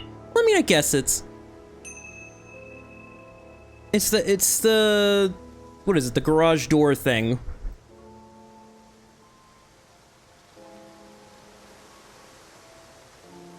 But now it's time to talk to everybody. Starting with, let's knock on the window. A few more questions, please. Thank you. So we got a lot to talk to you about. So, first and foremost, the symbol. If I did this, would it mean anything to you? No. Why? It's okay. Thanks. He's just so out of breath, it's like, oh god, no. Do you know the phrase, free to be free? Yeah. It's an Atlas thing. I first heard it when I went with Simon.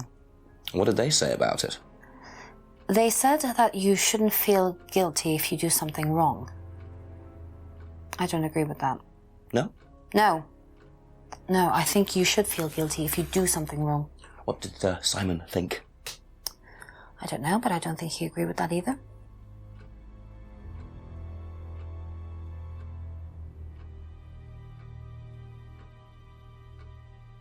You know what these are, by any chance? No. Sorry. I don't know anything about plants or things like that, but you should ask Rebecca. She used to live on a farm. She'd know. Avoiding the question, are we? Ever heard of Salvia divinorum? Yeah, I've heard of it. It's a drug, isn't it? Yeah. Hallucinogenic drug. Ever tried it? No, I've never taken any illegal substances. What do you know about a student called Liam? Committed suicide last year. Only that I didn't know him really well.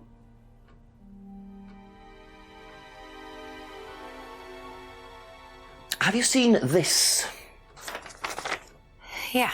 It was all over college last year. James made it. Idiot. So you don't agree with what I'm saying? No, I don't agree with anything James says. He's absolutely crazy. He thinks that the government has been controlled by aliens, that we're all bugged. He's nuts.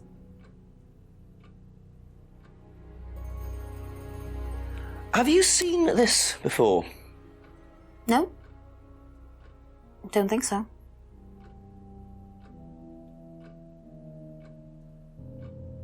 What do you know about doll burning? Doll burning, I think it was something that they did on the course. Simon mentioned it. Oh, they didn't do that when you were there? No.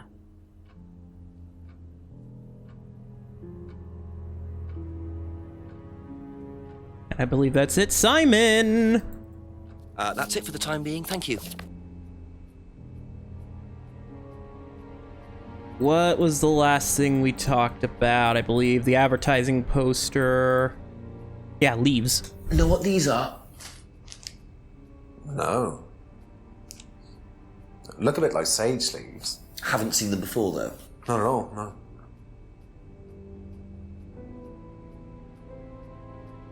Ever heard of Salvia divinorum? Salvia divinorum? Magic mint, same thing. Oh, yeah, you mean the drug? Yeah, I've heard of that. Yeah, ever tried it? Well, once or twice, yeah. But it's not really my sort of thing. It messes with your brain. I've never tried any other drugs either. Well, nothing like that. Nothing hallucinogenic. What do you know about Liam? Liam? Local lad. Took his life. Oh, that Liam! Yeah, I heard about him. But you didn't know him? No, I know he went to college, but didn't really know him. It's sad, though.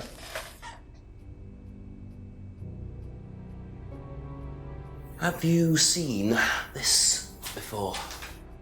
Oh, is this the thing that James did? Yeah, I've heard of it. What do you know about all this? A third eye, I think they were called? I don't really know anything about it. I mean, I've heard about Liam's death, but all I know about three eyes or whatever is on this flyer. So you hadn't heard about third eye? No, sorry. Have you seen this before? No, sorry.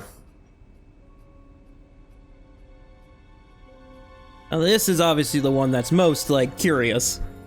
What do you know about doll burning? Not on the course. It's a ritual thing. It's getting rid of things that you don't need. Throw it into the fire. And that's a good thing? Well, yeah, it helps you getting rid of things you don't need, so you can move on and take control again. So what are the masks for? They're just to help you get into the right frame of mind. Just get you into the zone, help with the trance. A trance? Yeah. It's like self-hypnosis. We do it on the course sometimes. It's just to help you get into the right frame of mind, So you hypnotize yourself? How do you do that?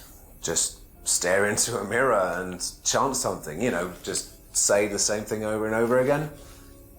Or you could just close your eyes and put yourself into a trance. Some people can do that. And that's safe? Well, yeah. Hypnosis doesn't work the way that most people think it does. You can't just be hypnotized if you don't want to be hypnotized.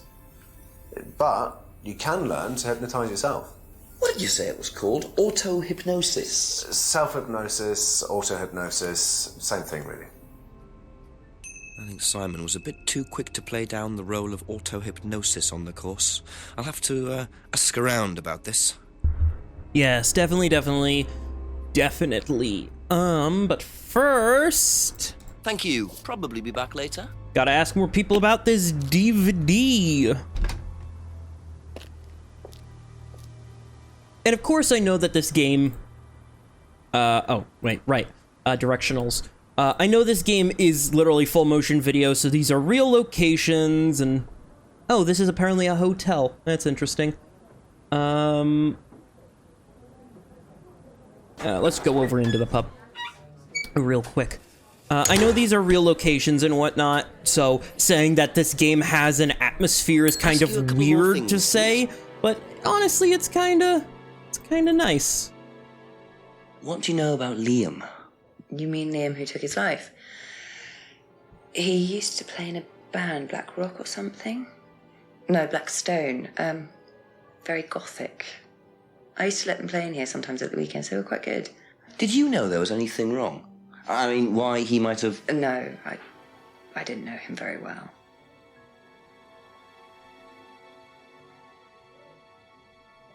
Have you seen this before? Don't take any notice of that. Why? James Wilson is a fantasist. He spends his time pretending to cast spells in the woods.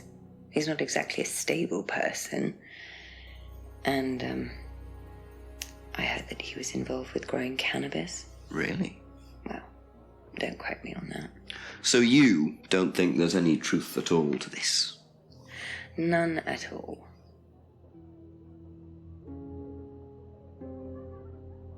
Do you know anything about this?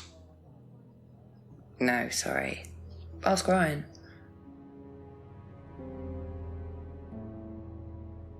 What do you know about doll burning at Atlas? Only that it's part of the course. I'm not entirely sure what they're for, but I made dozens for him. You made them? Oh, Ryan can't make anything. He's practically dyspraxic.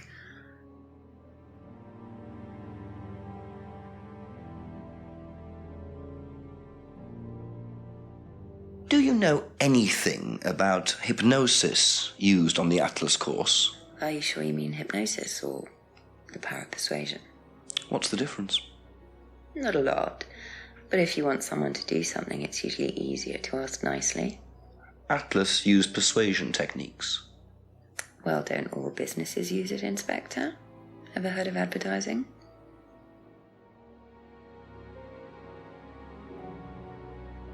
That's all for the Well, moment. that's enough out of Rebecca. But yeah, it might seem weird to say an FMV game has a great atmosphere because it's literally just real life. But yeah, I don't know. It's just the feeling, the specific feeling that it presents. Anyway, let's use that lock.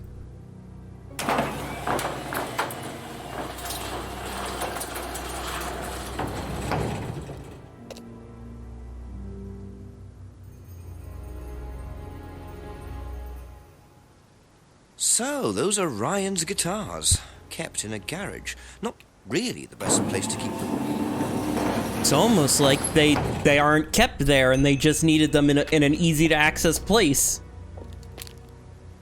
I wonder if they rented this place out. Just a few more questions, if you don't mind.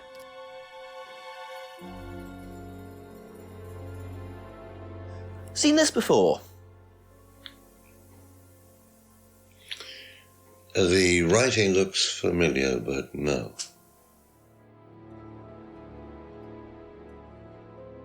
What can you tell me about doll burning at Atlas? Not very much. It's one of Ryan's ideas. My son is under the illusion that he's a genius.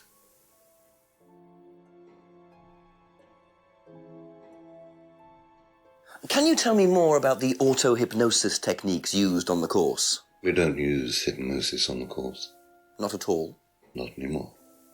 So, how was it used?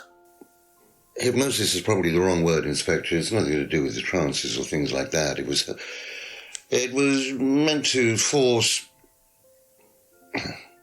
to help students. Did you force them? You can't force anybody into being hypnotized. You have to want to be hypnotized. It's not something out of your control. You can't be hurt or damaged in any way by hypnosis. So you've never put pressure on students to enter into hypnosis? It would be impossible to do so. I mean, that is true to an extent. Does Ryan play the guitar? Ryan? Ryan couldn't get a tune out of a radio. He's tone deaf. Okay, so he's never tried to go professional? If he did try, it was never going to happen. Again, Be fair back enough. later on, if that's okay. And now we go and talk to James, as I believe this is... Yeah, again, one of the last things we talked to James about. Ask about a few more things, please. Seen this before? No, what is it? Do you recognize it? No. Should I? What do you know about doll burning? Doll burning? What sort of doll burning? It doesn't mean anything to you. No. Should it? No, that's okay. No, that's okay. I love it when he's so exacerbated. Ever heard of auto-hypnosis, James? Self-hypnosis? Yeah. And what do you know about it? It's another name for scrying. Some people call it auto-hypnosis, I call it scrying. Right. So you're saying scrying is just self-hypnosis? Scrying? You could scry on anything. I don't use a mirror. I can scry watching the clouds. Maybe the water on a lake in the moonlight. And when you're watching the water, what happens? Do you go into a trance? You lose yourself in your unconscious. You go deeper and deeper. You swim around. Try not to go too deep. Because if you go too deep, you start drowning. Then you get dragged down to the bottom. As long as you stay swimming, you come to the surface again. Then you wake up and see the world as it really is. It's like a journey to a place people talk about, but no one's ever seen. You're thinking about Kate, aren't you? What makes you say that? She bought a mirror. Sold her one last year. Was she into using mirrors like that? No idea. But she bought one. Right.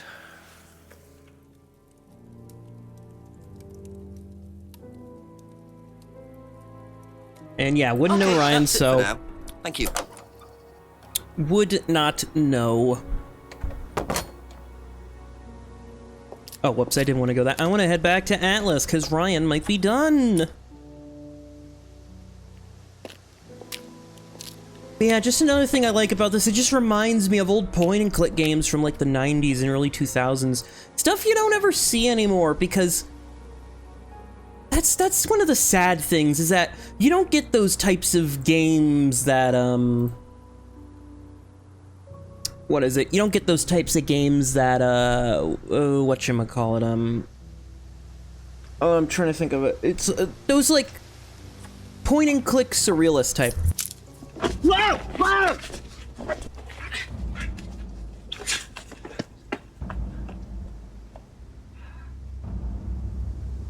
The DVD!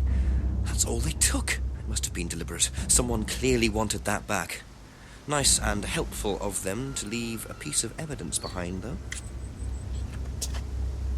Simple mugging while I'm trying to...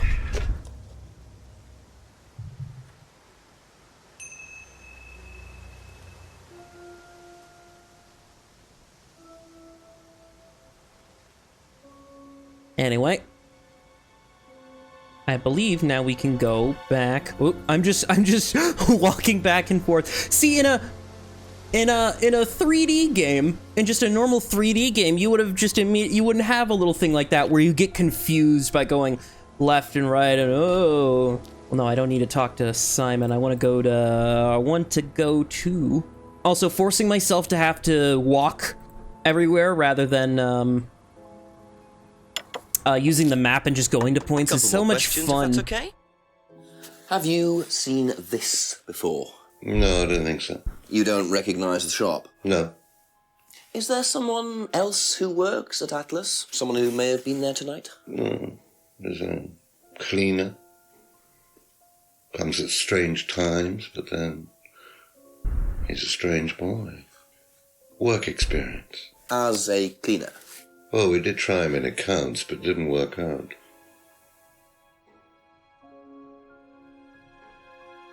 Well, that's the thing. You don't know where the bag is from, but you said the mask looks like it. Aha. Do you visit Monarch Costumes a lot? No. I used to go in there occasionally. Why? But you do know the shop? Yes, of course I do.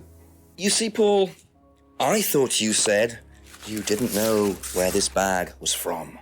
Well, maybe I do. This was used to put over my head, Paul, by a mugger. Would you like to tell me something? Are you suggesting that I had something to do with your mugging? Did you? You really ask the most ridiculous questions. Of course I didn't. So why did you lie about the shop? Well, I didn't have anything to do with your mugging, Inspector, but I might know somebody who did. Go on. Did Ryan mention Jason to you, the cleaner? Unfortunately, Ryan at some point told Jason that the DVD mustn't be removed from the site. So, when he saw you take it, he simply thought that he was doing us a favour by, getting it back. He isn't exactly what you'd call one of Darwin's best examples. So what's on the DVD that's so special? All right, it was something I did myself, a little stunt I pulled to amuse the students. What kind of stunt? I pretended to steal from the students. I emphasize the word pretended. The students knew all about it afterwards. Everything was above board. Steal from students? Why? We were doing a piece about pushing the limit, so I decided I would show them how it was done. Oh, don't look so serious, Inspector. I returned everybody's things immediately afterwards. No harm done. And when was this? Last year sometime. At Third Eye or Atlas? Third Eye, I think. And this was before or after Liam died? Well, since you'll probably find out anyway, it happened to be on the night that Liam died, as it happens. Before you ask, no, I didn't steal from him. Do you think it's a good idea to encourage students to steal, Paul? I wasn't encouraging students to steal. Policemen are so literal. Life is shades of grey, Inspector. Much as the Force might like it, it doesn't divide neatly into blacks and whites. Now, if you don't mind, you're going to have to excuse me for a moment. You know where the door is.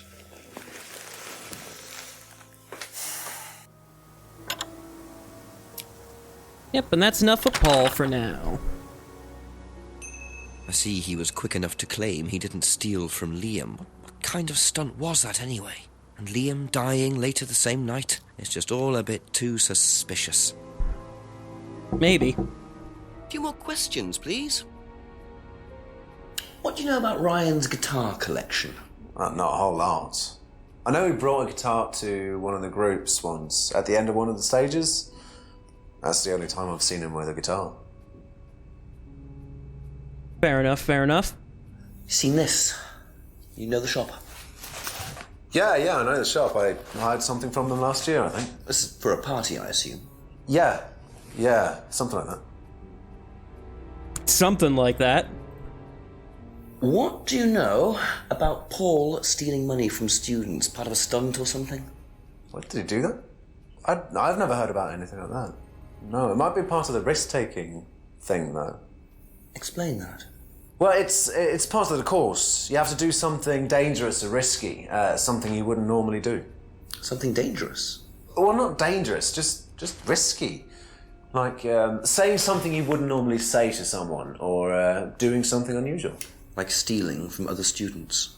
Well, we didn't do anything like that, but you have to tell everyone at the end of the course anyway.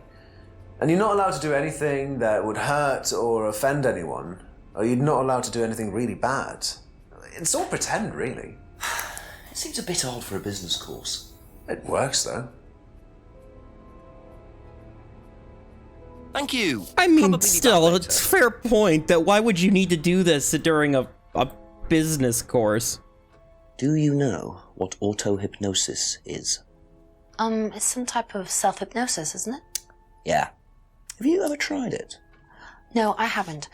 But I think Kate was into it. She learned it from when she went to Atlas. And what did she tell you about it? Not a lot, really. I think it helped her. I think she used it as a sort of self-meditation. What do you know about Ryan's guitar collection? I know he plays, because he tried to buy one off me. Do you play? I used to. I used to be in a band, but I was a singer as well, so I got away with it. Singer as well? Yeah, I used to sing in a band every night. But sometimes it was in a pub, but usually at Rebecca's. What was that called? It was called Blackstone.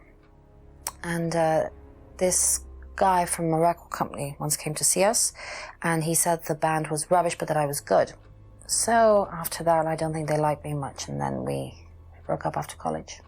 Can't hide talent.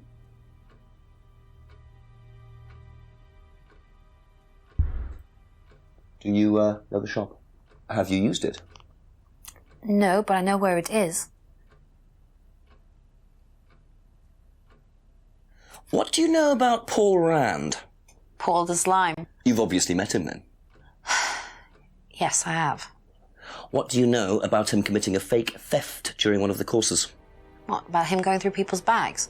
Yeah, he tried that thing on me as well, weirdo. So you were at Third Eye? Yes. Yes, I went there for a few months after college and I left because I hated it. And I didn't know Atlas was the same thing. And I went with Simon. Does Simon know that? No. I didn't want to burst his bubble, so I didn't say anything. So he doesn't know you went to Third Eye? No. Ah! So is that where you met Ryan as well? Yep. Right. What didn't you like about the course? Well, it was stupid. They just made you do things to other people and be abusive just to prove that you could, and I absolutely hated it. What sort of things? Oh, just stupid things. Nasty things to prove that you could do it. It was about not feeling guilty. And it was horrible. That's why I left. And is Simon doing all of this stuff now? No, I think they had to stop because it was just getting ridiculous. I think somebody got arrested or something. Very interesting. Right, but you see, here's a funny thing. You used to be in a band called Blackstone, but as I recall, you said you didn't know Liam very well, but... Well, I'll let Jenks explain. Aha. That band you sang in, Blackstone, who else was in the band? Just a few people from college. Including Liam? Yeah. Why did you say you didn't know him? No, it's not that. I just thought you meant that I didn't know about his suicide. Did you? No, I was away on holiday. When he died? Yeah, I only knew him through the band. She definitely knows more than she's saying. She was in a band with Liam, but didn't know about his problem? I'm not sure I believe you, Emma. See, that's another thing. You said you were on holiday, but you were there when the stunt was pulled. Aha. So, you witnessed Paul's money-stealing stunt, is that right? Yes. But you weren't there when Liam died? No. Don't quite understand that, you see, because Paul pulled the stunt on the same night. Liam died later that evening. I must have got mixed up. So you don't know anything about Liam's death, even though you were there on that night? No. Emma. I think you better explain, don't you? Well, it was the stupid course, wasn't it? Go on. Well, we were all told to do stupid things, and then that thieving thing happened, and so Take a breath, Emma.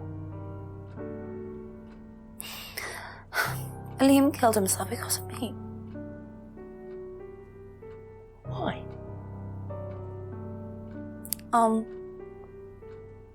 Liam had a birthmark on the side of his face. And no one would mention anything, even though we all knew it was there. And they all thought it was ugly.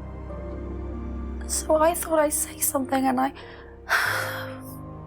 even asked Paul if it was okay to say it. What did he say? He said he wouldn't mind. Then Liam killed himself. Liam's dead because of me. Well, Emma, I'm quite sure you regret what you said, but I really don't think you caused Liam's death. There's always more to these things than meets the eye.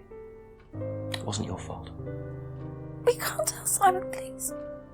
Simon doesn't need to know. Don't worry. Thank you.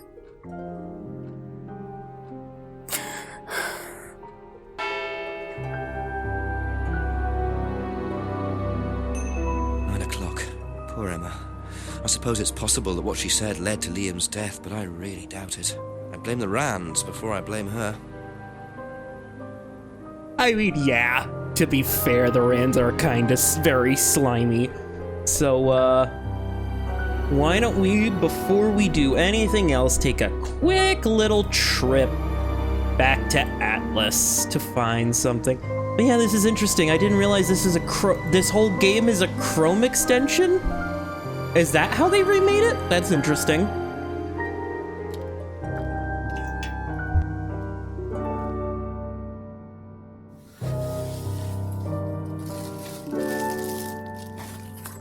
Just a little I have that exact flashlight. Andy, don't know why I never It's just a little. to buy one.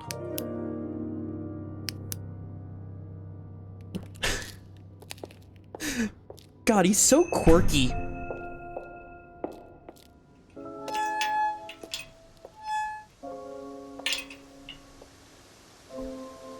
Back to the woods, go into the woods. We're gonna now go and look behind. We're gonna go behind the pub. Oh no, I don't need to do the lodge. No. Because we're doing a bit of a walk forward and walk back, because after we go to the pub again, we're going to go back to Atlas to talk to Mr. Ryan.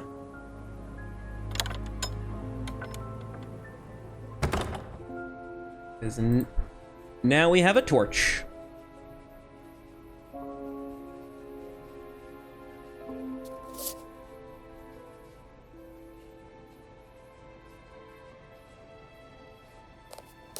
Glad I'm not the only one who puts a flashlight, sticks a flashlight in my mouth to like hold it. Well. And there's the mask symbol again. Looks like someone's been trying to make a point. Seems like it. But before we go see Ryan, let's ask Rebecca about this photos. Now it's 9 o'clock, the game is getting serious. Ask you a couple more things, please. Oh, and also I got a couple of things, I guess. Does Ryan play the guitar? He tries. He does keep wasting money on them, though. I think he believes if he buys the right one, he'll suddenly turn into Jimi Hendrix. It's sad, really. I just let him play in his room. As long as he plays in there, I don't mind. Have you seen this before, anywhere? Well, I know the shop. Costume shop just outside the village. Ever used it? Not personally, but I think Ryan might have.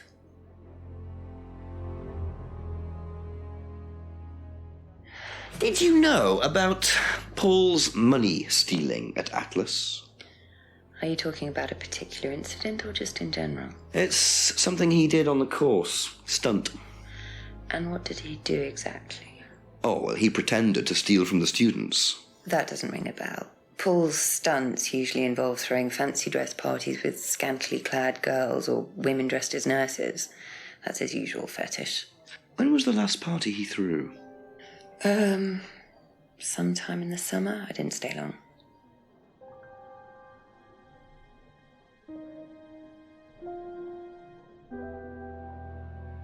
Have you ever seen these? It's Ryan's car. It got vandalised last year. His camera had been stolen, so I took pictures. God, whoever did it made a mess, didn't they? But nobody was prosecuted for it. Not that I remember. The insurance paid out, though.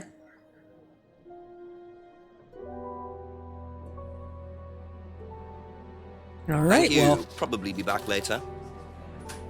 that's all that is because... No, I rang the bell. A few more questions, if you don't mind. Did not That's all mean- for the moment. Thank you. It's like a game of Sims or something.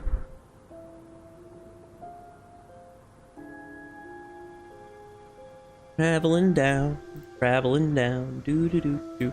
Yeah, I remember when I first saw playthroughs of this game and I was just like, whoa, full motion video? Because at that time, the only other full motion video games I had seen were like the ones from like the Sega CD. You know what? You know, those old games where they're like just terrible. From like, what is it? From like both Angry Video Game Nerd and like Brutal Moose and whatnot. So it's just always kind of interesting to see like, what was it? 2013 to like. A few more questions. Honestly, if you to don't modern, mind. the full motion video game has kind of had a like a positive renaissance in a way. It's like genuinely interesting. So tell me more about this doll burning. It's a symbolic ceremony we perform every few weeks on the course. What's it about? It's about burning your old personality and finding a new one, a better one. So the dolls are... You. They represent you from the past. Each doll has a picture of the student as a child or a teenager. And they burn the doll and symbolically destroy their old personality. It's quite simple but effective, I find. And why did that girl shout? Because it's an emotional thing. She's quite clearly become very attached to her doll. They do spend the first month with them. We tell them to take the doll everywhere with them before they actually go through the doll burning. And you believe that's a good thing? Destroying your past? Of course it's a good thing, Inspector. We're all shackled to our past, particularly you by the sound of it. Perhaps we should make a doll of you, Inspector, and burn that. What do you think? No, thank you. You're probably right. I'm not sure it would do any good anyway.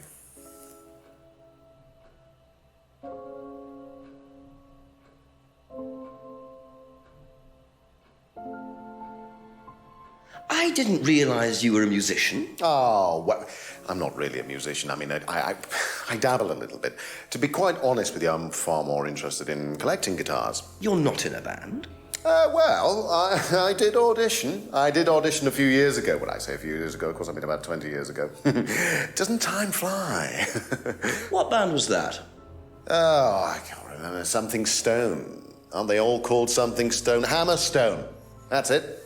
And you still collect? I haven't bought a guitar for over a year. I feel I've moved on. Yeah, that's always the sad part about collecting something is like you only really collect stuff when you feel like it. And then you just don't collect anymore. And then you just have these things lying around. Do you know what this is?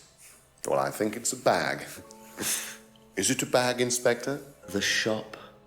Oh, yes, the costume shop. Yes, we used to hire from them. For the course? Well, yes. For the course, at the end of each stage, we have a little party and we ask students to dress up or try acting out being somebody new, their new selves, as it were. Could you explain a bit more? New selves? One of the main elements of the course is learning how to act, how to be whoever you need to be in any given situation. I think you'll agree, Inspector, that business is about being the right person in the right situation at the right time.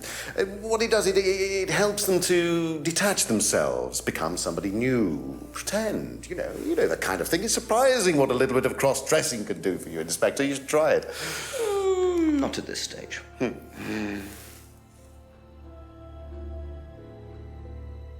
I mean, fair. What do you know about your father's money-stealing stunt? Oh, well, yes, that was something that Dad decided to do as part of the shock aspect of the course. But he went too far, you believe. He usually does. And do you think it did have anything to do with Liam's death? No.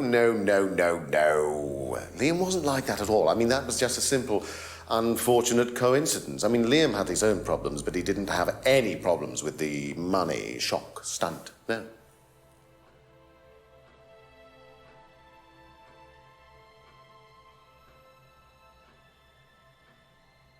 What do you know about Emma Bowman criticising Liam before his suicide? I was there. I witnessed it. Well, I know Emma blamed herself for his death. Did she? Well, she was upset and all of that, but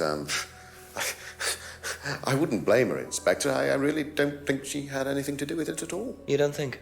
Liam was a very confident person, very outgoing, very strong individual, or so it seemed. I mean, people are free to do what they like. Even something as irreversible as bumping themselves off. Sad though that is, of course. I mean, again, that's not great. Do you know what these are? Oh, yes, that's my old car. It was vandalized. I took those for the insurance company. Where did you find those? At the pub. You know who did this? Yes. A girl called Lisa Blint. She was on the course, very strange girl.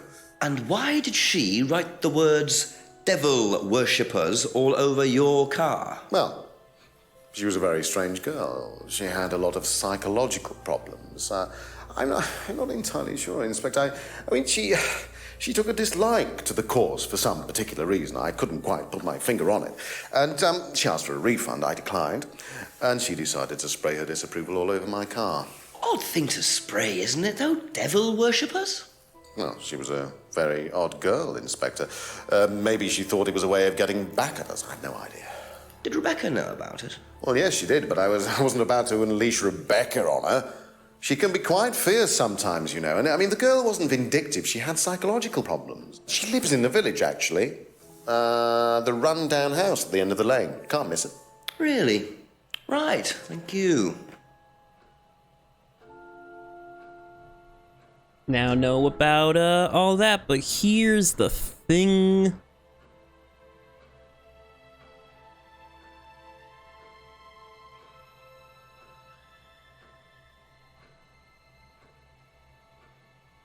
Actually, I don't think I have that. I have to go see Lisa now. Which means we get to walk again. Hooray! I feel like the Myst style of point-and-click walking around was kind of lost, because I actually have a copy of the original, well, not the original Myst, but definitely Myst 3, which was named Myst 3 because the second game was called Rivenwood, and it did so poorly that they had to make Myst 3 because it's like, yeah, that second game was kind of ass, wasn't it?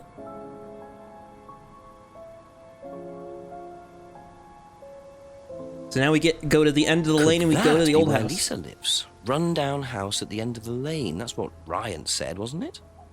Yes, he did.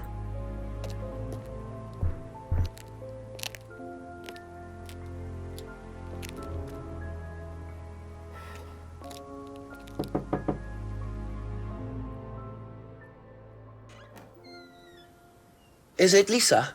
Yes. Inspector Jenks, I'm investigating an incident in the village. I wonder if I could ask you a few questions. What sort of incident? I'd rather come in and discuss it if that's all right with you. I promise I won't take long. Thank you. I'll just go in here, yes? I have to go out in a minute. Oh, look, I can come back later. I might not be here. What did you want to ask? I just wanted to ask you, did you know Kate Vine? No. Right. Well, I heard that you're familiar with Atlas, the life skills training company. What do you want to know about Atlas? Well, I heard you reacted badly to it. Of course I reacted badly. So would anyone. Now, why do you say that? Because they're devil worshippers. Devil worshippers? They're making demons appear. They're tricking everybody. They're getting people to join up, then they're putting demons inside them. You can see them. See who? Demons. Where could you see them? In the mirrors. At Atlas. Any mirror. You can't get rid of them. They stay inside you. So, how did you get rid of them? I didn't. You still see them?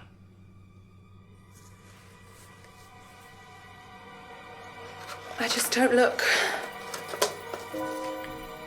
I put all the lights on. I make sure it's all bright. I put them on when I need to look in the mirror. If I make sure everything is bright, I just see myself without seeing the other person. Who is the other person? She's like me, but older. It's like her eyes sink in. She's all wrinkled, with a wrinkled mouth, like she's dying. And then I realize I'm her. I'm not me anymore. I'm her.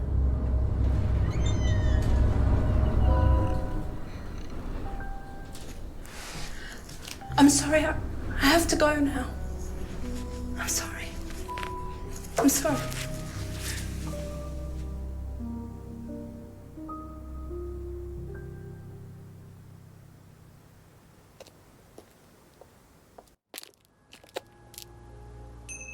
What a very fragile and disturbed person, and utterly convinced that Atlas are worshipping the devil. How are Ryan and Paul going to get out of this one? I mean, probably not well, considering I'm going to go interrogate his ass right now. So, like, But yeah, no, playing Myst 3 on the old family computer was just kind of an experience of just, like, these constant, you know, like, clicking to go places and, you know, having to get used to that kind of a system. Though I do have a very fond memory of this system, so... Has devil worship ever been part of the course, Ryan? Am I correct in assuming that you have spoken to Lisa Blint? You would be. She's been telling me all about the Atlas obsession with Satanism, Ryan. Then if you've met Lisa Blint, then you will have worked out for yourself that she has a very vivid imagination. She also has psychological problems, diagnosed psychological problems, as a matter of fact. So where did she get the idea that you lot were, devil worshippers? I really have no idea. The girl is insane. She's frightened of her own shadow, bless her. She actually thinks that demons are possessing her even now. You really can't trust a word she says. So you are saying there has never been any devil worship at Atlas? I don't even know what devil worship is, Inspector. It's not something I particularly know anything about. I certainly don't recall anyone ever having worshipped the devil at Atlas. We even tried to help the poor girl by paying for some treatment, but she didn't want it. Really? It's not easy to offer someone help when they think that you're the problem.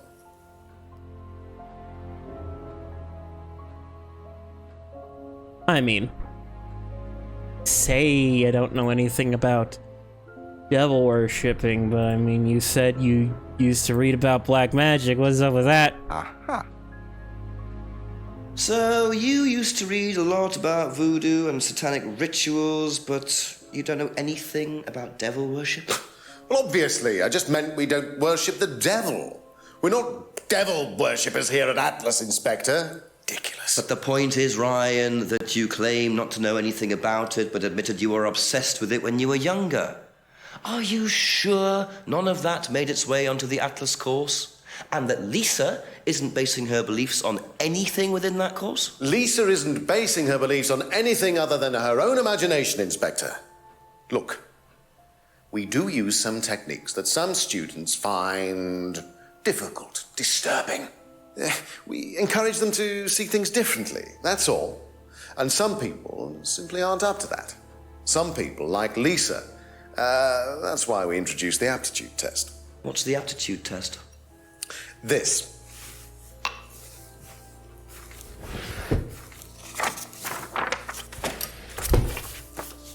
We ask students to fill in an aptitude test, medical history, psychological issues, that kind of thing, any medication that they have used in the past, any medication that they currently are using. Here, take a look. Basically, it's just to try and make sure that we don't get another Lisa. Has it worked? Well, touch wood, so far, yes. Can I keep a copy of this? I wonder how much importance they actually give to this test. And what are they doing that's so disturbing anyway? I mean, they are literally doll burning. I feel like that alone would cause questions as like, so you're telling me in this business course to learn business skills, they have you burning dolls? I feel like that would just be enough on its own to get you thrown out.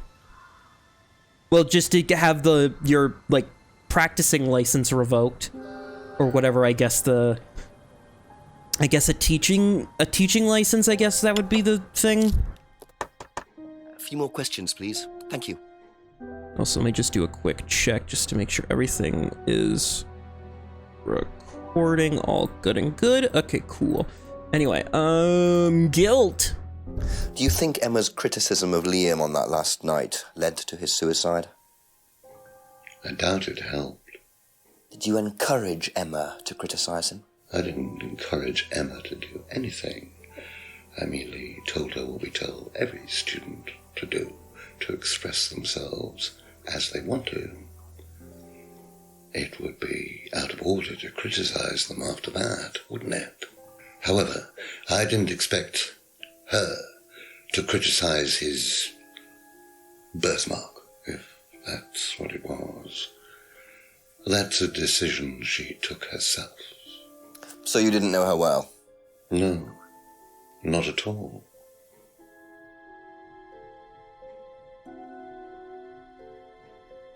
Do you know what these are? Yes, that's Ryan's car. Another toy he managed to ruin. It was vandalized sometime last year. Do you know who did it? I don't believe anybody was ever prosecuted for it.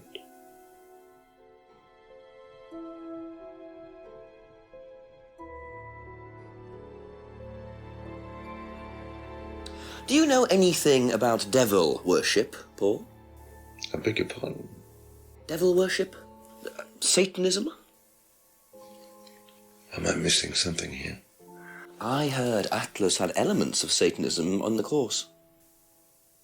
You are misinformed. We're a training company, we're not devil worshippers. What kind of a question is that? So you've no interest in the occult? No, Inspector, I have no interest in the occult any more than I have interest in pole vaulting, cheese making, or snake charming. Anything else you want to know that I'm not interested in? That's fine, thanks.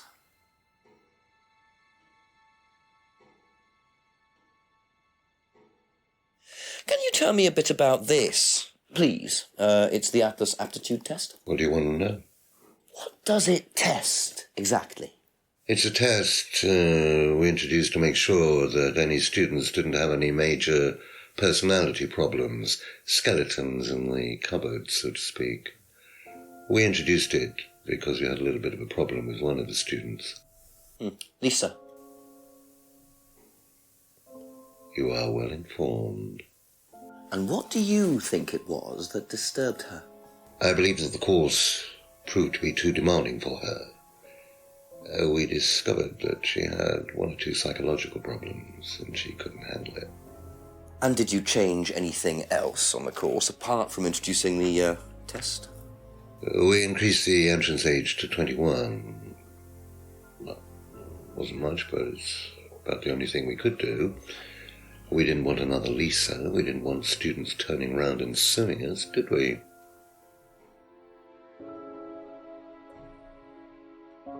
True, but also, can I first criticize something? Said you hardly knew Emma. But didn't you buy a necklace for somebody? Aha. You say you didn't know Emma, yet you bought her a freedom necklace. I don't remember saying anything about buying Emma a necklace. So you didn't buy her one? So you did buy her one. So that means you must have known her, and quite well too. Stop making such a big thing about this, Inspector.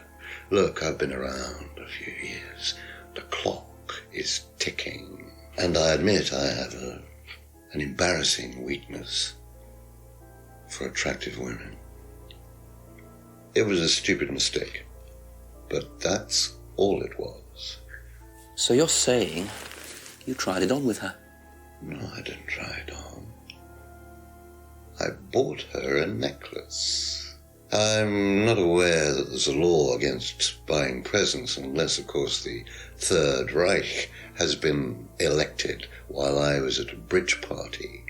Emma was old enough to make decisions for herself. And as a matter of fact, she decided that she didn't want to be bothered with an old fool like me. So nothing happened, no mistakes, nobody got hurt.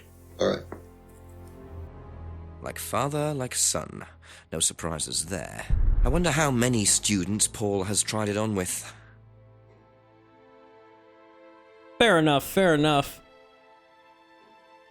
But also, can I say one thing? Trying to remember. You say Lisa couldn't handle the thing, but you also said it's impossible to be hurt. Aha. So nobody has ever been affected by auto-hypnosis, except Lisa. Hypnosis wasn't the problem, Inspector. Lisa was the problem with Lisa. That's why we introduced the test. But the hypnosis was the trigger, wasn't it? Lisa arrived on the course believing we were all devil worshippers. She was nuts to start with. We didn't make her like that. Well, as far as I can tell, Paul, you've had one student accuse you of devil worship and 2 others commit suicide. Some of your students aren't having a very good time on this course, are they? Nonsense. Kate was enjoying every minute of it. She couldn't get enough of it. Really? She was full of the joys of life. Bubbly, confident, flirty. With who? You mean with whom? With whom? Pretty much everybody. Including me, as I remember. Really? And, did you respond? I don't get into relationships. I love that he went and leaned in with like, ooh, flirt, ooh, gossip. Also, interesting admission that Kate flirted with him. There's no way Paul would have turned down an opportunity like that. Also, you say you avoid relationships, but you tried to date Miss Emma. Aha. So you avoid relationships with students, except for Emma, who you tried to date. Oh, come on, Inspector. That was a long time ago. And what about Kate Vine? Did you try to date her or not? Oh, don't be so ridiculous, Inspector. Kate was an exceptionally clever girl. She knew exactly what she wanted, and she knew how to get it. You mean that Kate approached you? It wouldn't surprise me if she was playing everyone in the group. Kate had more enemies than you'd think. She was a very, very manipulative young woman. Was she now? 10 o'clock, it's getting late. I'm gonna have to pick up the pace if I'm gonna solve this by midnight. I mean, fair enough. Lots happened. What about Simon? I really don't think it's my place, darling. It is your place here. I just don't want to tell tales. Tell him about Simon. You know what happens when you don't do as I say. Ah, so it's going to be that kind of evening, is it? If you play your cards right. Only if you deal. Problems? Hello, Inspector. Well, he's in a happy mood. See you later.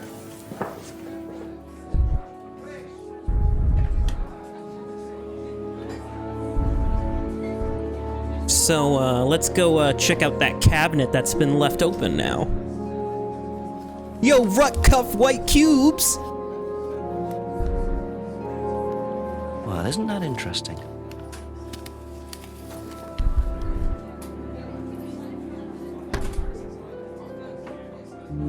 Rebecca, I found your prescriptions!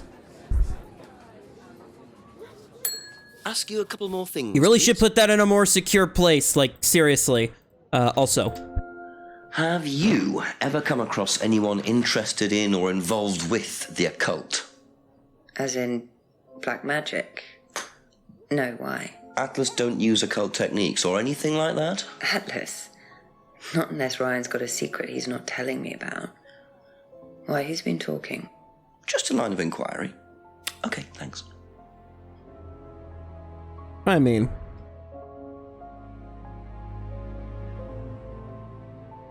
Do you know anything about this? It's the aptitude test, isn't it, for Atlas? What do you want to know? Do you know why it was introduced? I think they had some trouble with some unsuitable students. I suppose you have to be careful who you work with.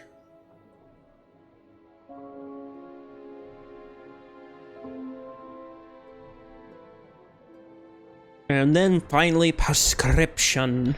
The cupboard downstairs, there's a lot of unopened stuff in it. Is there? Prescriptions. Made out to you. Oh, they're just spare painkillers. The chemist always gives us too many. He's a friend of the family.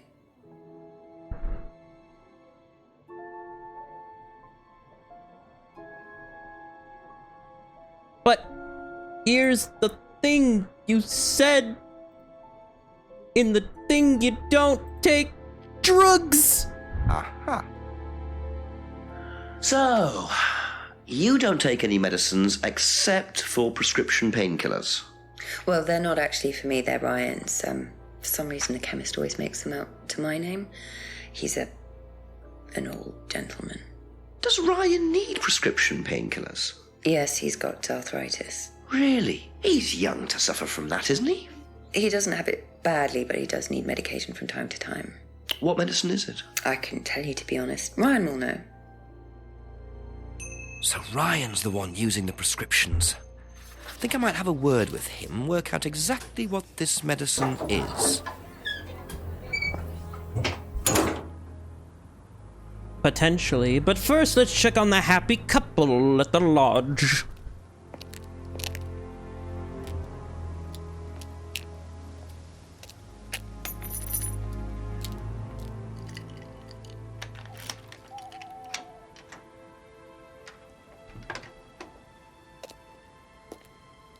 Bit careless, Simon. Probably nothing important, but at this stage, I need all the clues I can get.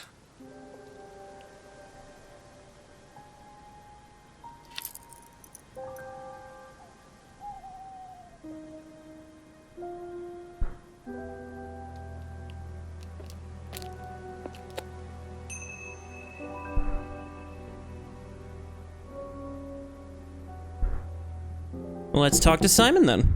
Just a few more questions, if you don't mind. Arthritis? Did you know about Ryan's arthritis? Ryan? He's got arthritis? Apparently. Oh, I didn't know. I hadn't noticed he had any problems. What you mean? I'm kidding. Here's a business card. I think you dropped this outside. Someone you know. Oh, this is just from some IT guy I met. I don't need it. Fair enough. I noticed some numbers on the back. Do you need these? I don't know. What is it? 1905? Oh, yeah, that's just a pin for something. It's okay, I can remember it. So not an offshore savings account or anything? No, it's not important.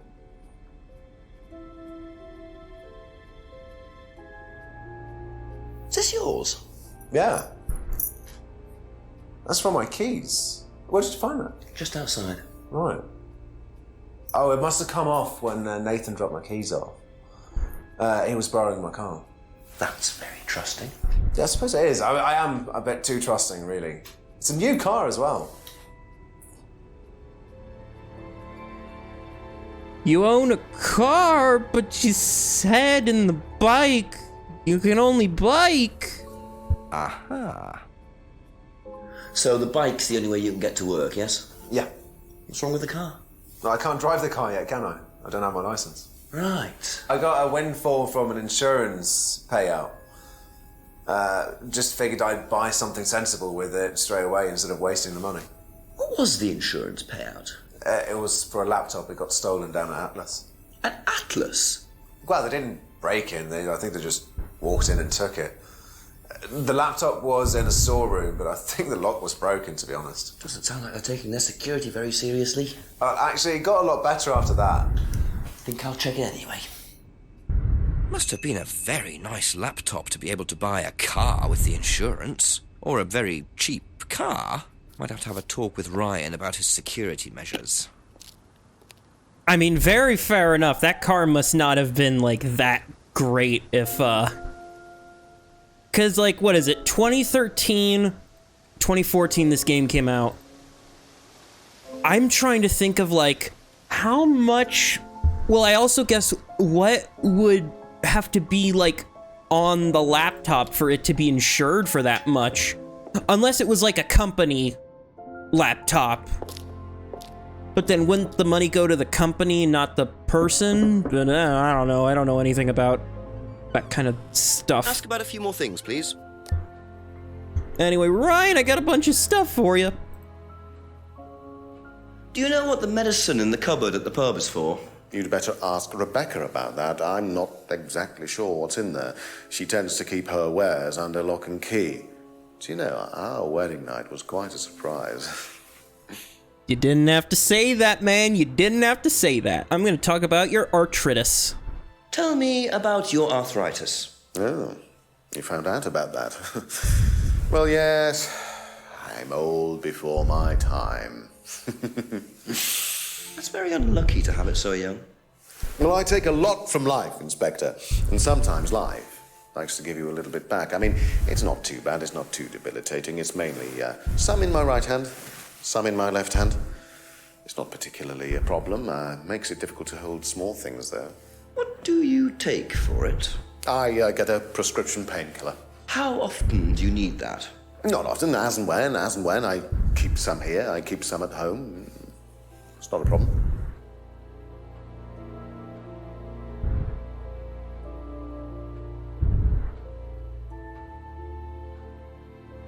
Know anything about this?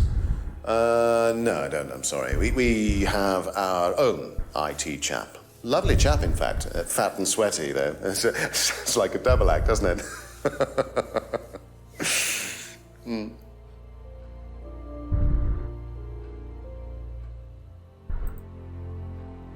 Have you seen this before?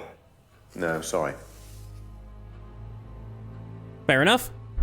Were you at Atlas when Simon's laptop was stolen? Oh, I believe I was, yes. It was taken from the storeroom in the hallway. Was it ever recovered? No, we didn't catch anyone. We're quite exposed out here. Somebody could just have wandered along the lanes, seen into the storeroom. It's not particularly secure. They could have been in and out within minutes. That's why we advise people to keep their valuables with them. You can't be too careful these days, Inspector. How open is, like, a community center where, like...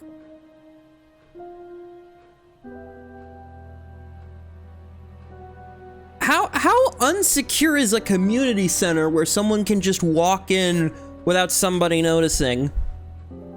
Also, if I remember... Yeah, why do you got painkillers, man? Oh. Oh no, I clicked the wrong thing. Why do you got painkillers, man? Aha. So, you don't keep any medicines on site at Atlas? No. Except your prescription painkillers?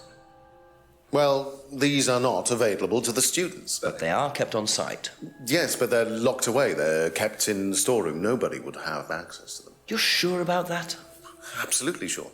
And what are the painkillers, Ryan? They're painkillers. Just painkillers. Normal painkillers. Paracetamol, codeine, morphine. Well, all right, they're morphine tablets, yes. Oh, really? Oh, come on, Inspector. I know what you're thinking, but there's no way Kate could have had access to them. Because they're in the storeroom? Well, not just that. She wouldn't have even known about them, or where they were. Sure about that? Yes. Are you sure? So it is morphine Ryan's taking. The pieces are starting to come together. Now I just have to work out how Kate got hold of it. If it was Ryan's morphine she got hold of course. Because you just said you keep him in the storeroom. That isn't very secure. Aha. So the storeroom isn't particularly secure, yet you keep your morphine tablets in there. I thought you said no one could get access to the morphine, but they could, quite easily, couldn't they, Ryan? I didn't mean that storeroom. I meant a different storeroom. I keep them in there. Okay. So where was it locked up? It's upstairs. It's got a combination lock on it. Nobody could have access to it except me and Dad. Nobody. I might have a look at that if you don't mind. Don't mind at all. A combination locked room, I see. Well, I might have a look around for that. See how secure and combination locked it really is. That's not a saying. Oh, that's a childhood sound of going to grandparents' house. Just the very old stairs. Anyway, combo.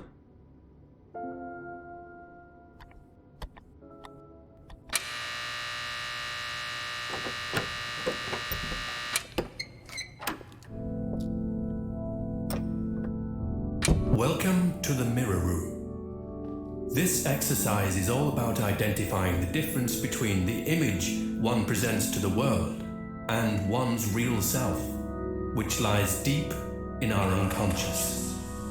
As you move through the network of mirrors, practice seeing yourself as a stranger. The more you separate from your persona, the more aware you will become of your true desires and ambitions. Chant with us. I am free from my image. I am free from my past. I am free from myself. I am free from my image. I am free from my past. I am free from myself. I am free from my image. I am free from my past. I am free from myself. This exercise involves the use of liberation masks. You have now completed Module 1. Module 2 covers boundary testing, threshold testing, and extreme testing. Please read the notes carefully before attempting the module. So this is like a weird thing. I think this had to have been filmed off-site at like a carnival or something.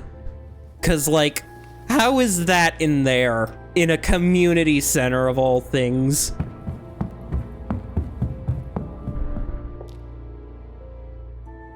Like seriously, how the what? Why would that be in a community center? That's like just a carnival attraction. Not to say I wouldn't. That'd be fun if my local community center had a room of mirrors, like a mirror maze room in it. That'd be pretty fun. Then again, it'd probably get boring after a while because eventually I just learn the path. Couple more questions, if that's okay? Hey, yo, what up? Do you know about the mirror room at Atlas? Yeah. What's it used for? Well, it's mainly for the auto-hypnosis module. You go in and you stare into the mirror and you go into a trance. Then, when you're ready, you come back out. So you just go in whenever you want to? Oh, no. There's certain times when you're allowed in, and only they know the combinations anyway, so you can't really get in. But you don't know the combination? No. You don't know the combination. You wrote the pin for it. Aha. So you didn't know the combination to the locked mirror room? Nope. Except you'd written it down, hadn't you? This is the combination to the mirror room, Simon, that you wrote. It isn't a pin, it's a combination. Yeah. You see, this sort of thing makes me suspicious, Simon. What were you doing in there that you didn't want anyone, including me, to find out? It's just part of the course, isn't it? I just wanted to go in there when I was ready. On your own? You didn't give a number to anyone else? No. Simon, there was morphine kept in that room that might have played a part in Kate Vine's death. Did Kate have the number? Yes, okay. We both went in. Together? We were trying to outdo each other. We both tried to morph in. What do you mean trying to outdo each other? It's part of the course. To see how far you can push yourself. To see if you could do something you wouldn't normally do. When was this? A few months ago. How often did you try it? Only that once. I'd never do it again. How about Kate? I don't know. Sorry. Oh. So that's how Kate got the morphine. But what exactly does this testing involve? Could this have been what killed Kate? 11 o'clock. Just an hour left to solve this thing. Yeah, just about. First, we're going to take a little detour. Also, that blue tinting. Just keep pushing. Just keep pushing. Keep pushing. Keep pushing. You can push it all the way in, Tom, if you want to. Excellent, Tom. Excuse me. Would someone care to tell me exactly what's going on here? Don't come any closer. That man needs a doctor. No, he doesn't. I don't need a doctor. I'm fine. Go away. What is this? A test. Of what? What does it look like? It's a threshold test. A pain threshold test. I thought, you were supposed to be good at working things out, Inspector Jenks. And so this would be for Atlas, would it? Kyle? You disappear now. It's not a good idea to talk to a police inspector like that. Do you want me to make you? It's okay, Tom. Mr. Jenks won't be bothering us anymore. Don't make any rash commitments.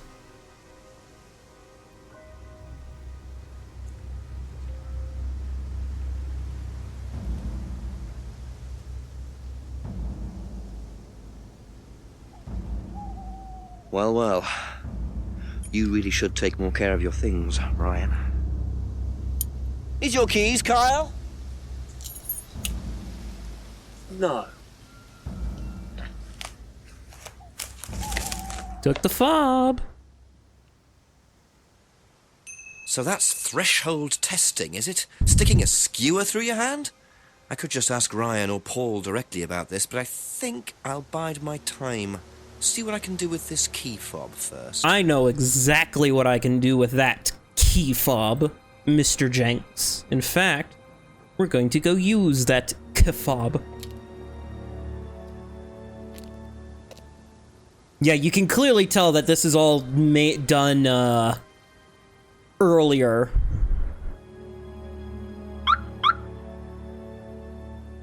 Just snooping around someone's car. Beware of dog.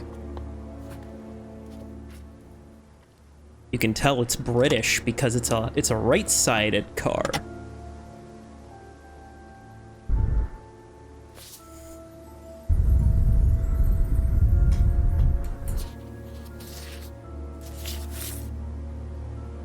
Bingo. Well, Ryan, what have you been up to? Be very interesting to see how he explains this one.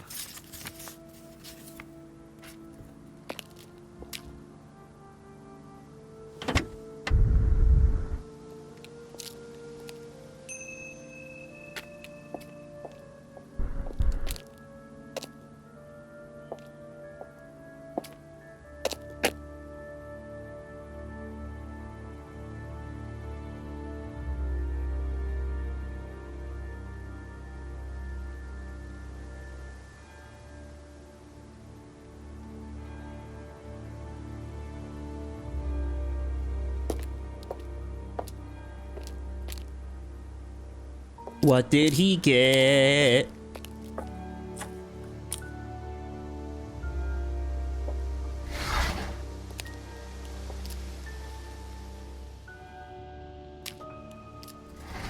Oh, is it in the other greenhouse? Man, he moved this up fast.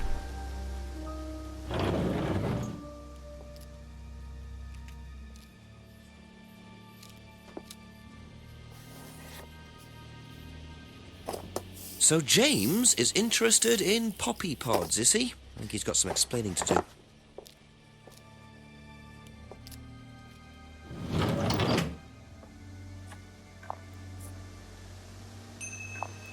Now this is a contradiction I get confused about a bit. So... A few more questions, please. Poppin' pod? What can you tell me about several boxes of dried poppy pods in the greenhouse back there? Feel free to take some if you want. What are they for, James? Decoration? Why? Decoration. There's a big market for them among the over 70s. So what are you doing with them? Selling them to grannies. Okay, James, let's just cut to the chase. Are you extracting opium from them? Me? I can honestly say I've never done anything like that, Inspector. Sure about that? Scout's honour. And who was the guy delivering them? A friend. Someone gave them to him. He asked me if I wanted them. I said I'd have a look and see if I liked them. You just thought you'd have a look? No particular reason? I'm a plant scientist, that's what I do. Have you ever sold them to anyone else? I only got them a few minutes ago. In the past. You know Kate's body had opium in the blood when it was found? No, I didn't. Hey, that's nothing to do with me. Let's hope not.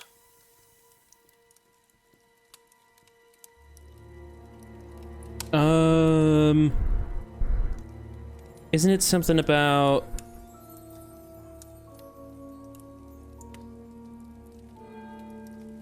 I think it was...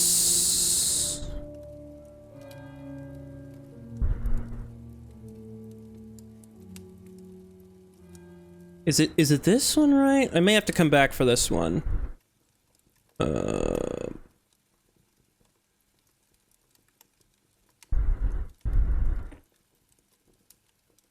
Oh, no, it's not him I have to ask. It's not him I have to ask. It's good old Simone.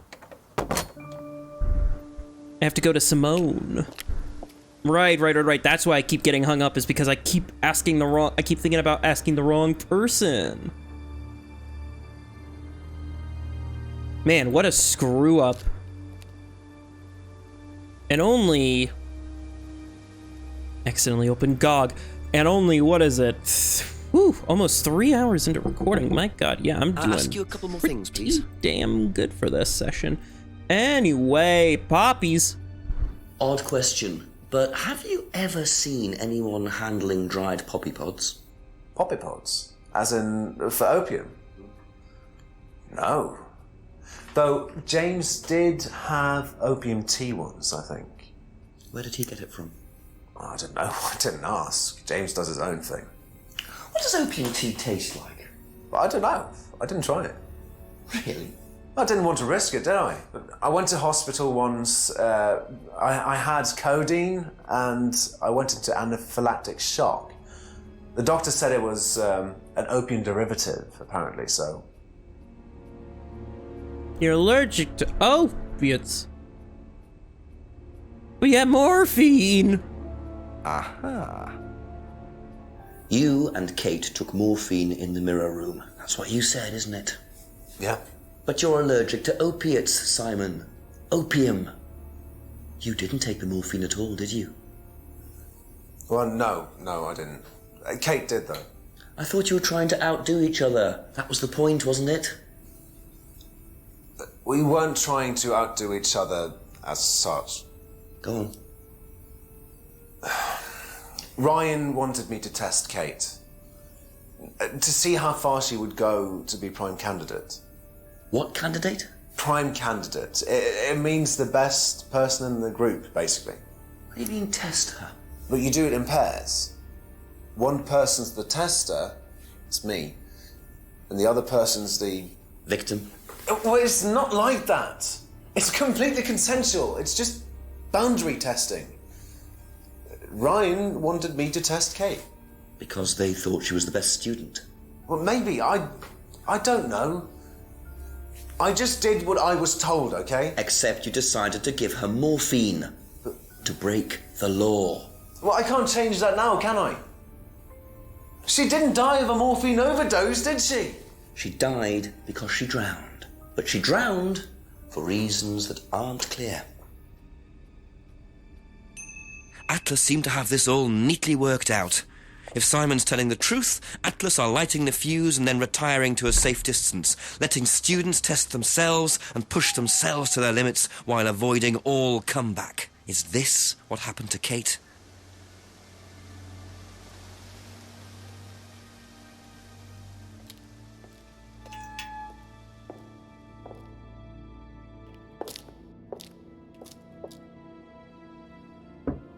A few more questions, if you don't mind. Can you tell me what you know about the mirror room upstairs? Oh, you found that then. Well, it's very similar to the costumes, Inspector. It's designed to help the students look at themselves differently. And what do you do with the mirrors? You look at yourself, Inspector. You look at yourself until you start seeing yourself as others do. And you don't see yourself as you do anymore. It really, the idea is that you can see yourself eventually in any way you wish. So why in a locked room? To make sure you're not distracted, that's all. How often is it used? Not often, a few times a month. Some students find it useful, some don't. Aha. What's this check for? Also, I realize I may have muted myself at the wrong time. Whoops. Would you like to explain what this is, please, Ryan? £500 intended for Kate. It fell out of your car. At least I assume that's your car on the driveway at Brandon House. I suppose so. So why were you going to give Kate £500, Ryan? It was just a little incentive, that's all. Just a little incentive. Not very little, Ryan. £500. She was a very good student. We heard that she was leaving. We wanted to give her something. But you didn't. Well, obviously not. Are you sure there wasn't any other reason you might want to give her this? Personal reason? No! Well, I'd like to keep hold of this for a little while, if you don't mind. Well, don't consider it a bribe, will you, Inspector? Fair enough. Know anything about poppy pods? Come across anyone selling them or anything? Poppy pods? Well, don't tell anyone, Inspector, but I hear that you can make opium out of those. Why do you ask? Doesn't matter.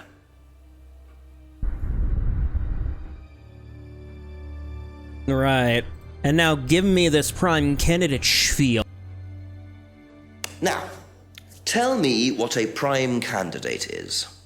You're learning a lot, aren't you, Inspector? Prime candidates are simply the best students, the ones with the most potential. And what benefits do they get from that? Well, they get the top job. Which is? Well, we have a deal with various multinationals.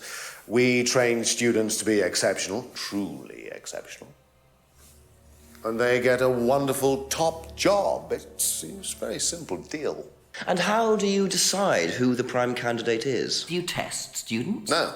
Did you ever, say, ask Simon to test Kate, for instance? Oh, you've actually been speaking to Simon, haven't you? I really wouldn't trust anything that Simon Thompson says. You know, he spent the best part of 2 months trying to undermine Kate. No. Now, Simon Thompson, it really isn't my place to speculate, but if you're looking for motives, Inspector, he certainly had a few motives. More than I. A motive to kill her, do you mean? Now, that's very interesting, Inspector. Well, that's up to you to decide. Right, but now let's do a little contradicting. So you're saying the money was an incentive, right? An incentive. Oh, I never asked about. How have I not asked about the hypnosis? Hold on. Can you tell me about auto-hypnosis? Well, what would you like to know? Do you use it on the course? We dip into it occasionally, but it's not a major feature of the course. I would say that Well, a minority of the students know how to use it, but the majority wouldn't know and have a clue. It's not a requirement of the course. No, not at all. We don't ask people to do things that they're not comfortable with. There's no bribery, no coercion. We're thinking about phasing auto-hypnosis out, actually. What's the reason for that? Well, to be perfectly honest with you, Inspector, it doesn't actually work very well.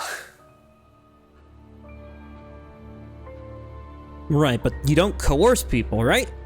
Aha.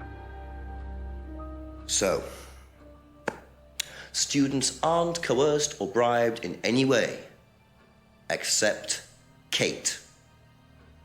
I'm not sure what you mean. You said you were going to give Kate the £500 as an incentive. That's coercion, isn't it? I really don't think you could call it coercion, Inspector. It was an incentive, that's all, a little encouragement. So, how often do you use incentives? Okay, incentive is probably the wrong word. The money was just to see how Kate would respond. It was part of her assessment. Assessment? We have to assess students as they progress. We don't use conventional methods like sitting an exam or anything like that. People pay for this course per session. We have to know if they're committed or not. So you're assessing their progress and testing their commitment? Yes, we are. We have to. This is a business, not a charity. I mean... So Ryan's claiming the money was part of Kate's assessment. And did this assessment also involve threshold testing, I wonder? Or was the money for something else?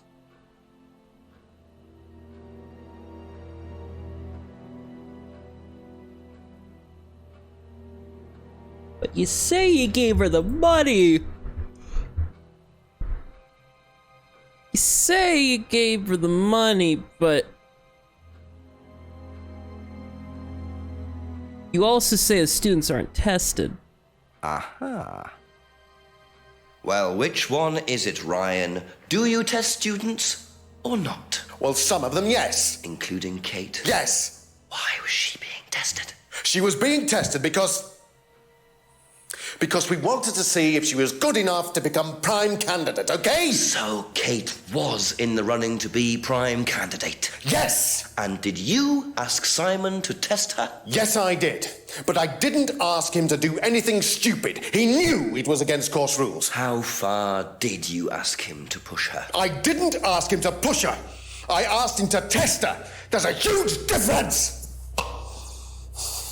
If Simon decided to give her too much caffeine or morphine or whatever, that's his responsibility. So if he did anything wrong, it was his own responsibility. He did it with his own mind and his own hand. We had nothing to do with it. You're getting angry, Ryan. Very angry. Midnight, and still no suspect, unless you count everyone I've interviewed. It's no surprise that Ryan wants to avoid any suggestion of being responsible for Kate's death, but I wonder if the man protests just a little too much. I mean, fair enough, but also... A few more questions. That's if you bad. don't mind. Hey, got some stuff to ask about. Actually got a couple of things to ask about, so... When did Ryan begin to suffer from arthritis? Ryan doesn't suffer from arthritis. Really? The only thing that Ryan suffers from is a pathetic inability to deal with any kind of discomfort. He pulled his back sometime last year. Since then, he's going around telling everybody he suffers from arthritis. I thought he had medication for it. Oh, he only has medication because his GP, who is almost as dysfunctional as he is, keeps prescribing it for him. So you don't believe he really has arthritis? Not at all. He's faking it! He's faking it! Do you know who this is? Dean Hayfield, Aztec. Sorry, never heard of him. We have some prisoner sort who does our IT. Large guy. No manners.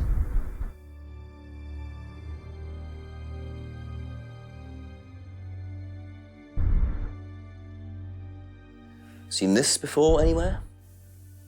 No.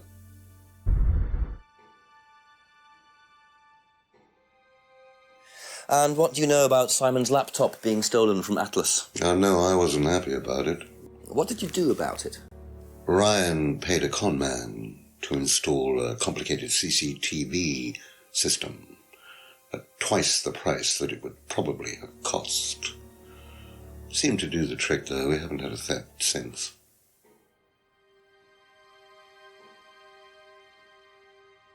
Can you tell me about the room with the mirrors at Atlas? The one with the combination lock? How did you get in there? I was given the code for the combination. By Ryan? Well, nobody else is allowed to know the code, are they? And not in theory. So how's the room used on the course, then? It's a meditation room where the students can reflect on themselves, literally. And what about the CD? That helps too. It's part of the program. So you send the students into the room, they put the CD on, they stare into the mirrors. And how long does this last for? Until the CD finishes or they fall asleep. What else would you like to know? I mean... Now, why do you think Ryan might want to give Kate a cheque for £500? I've really no idea. Where did you find it? Just outside. You better ask him. You think Ryan was interested romantically in Kate? I know he has a weakness for blondes, but I didn't think it had gone so far as his offering them cash.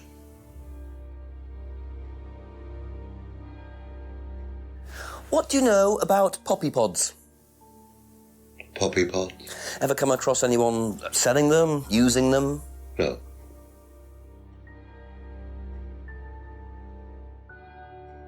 What are prime candidates? The best of the bunch.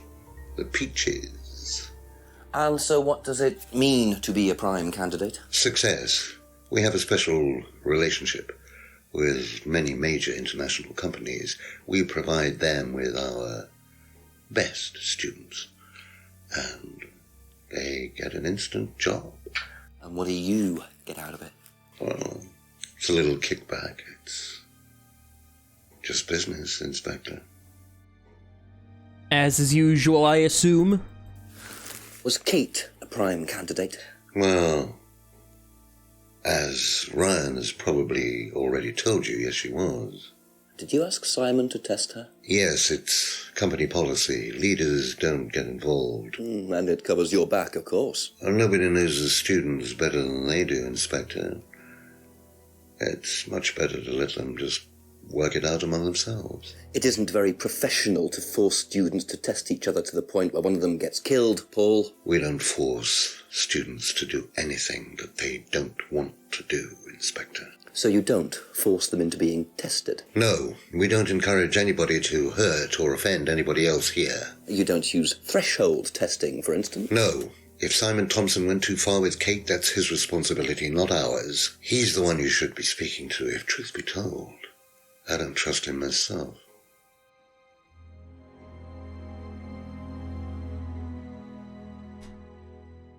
Well, that's the funny thing. You say you don't use threshold testing, but the CD says otherwise.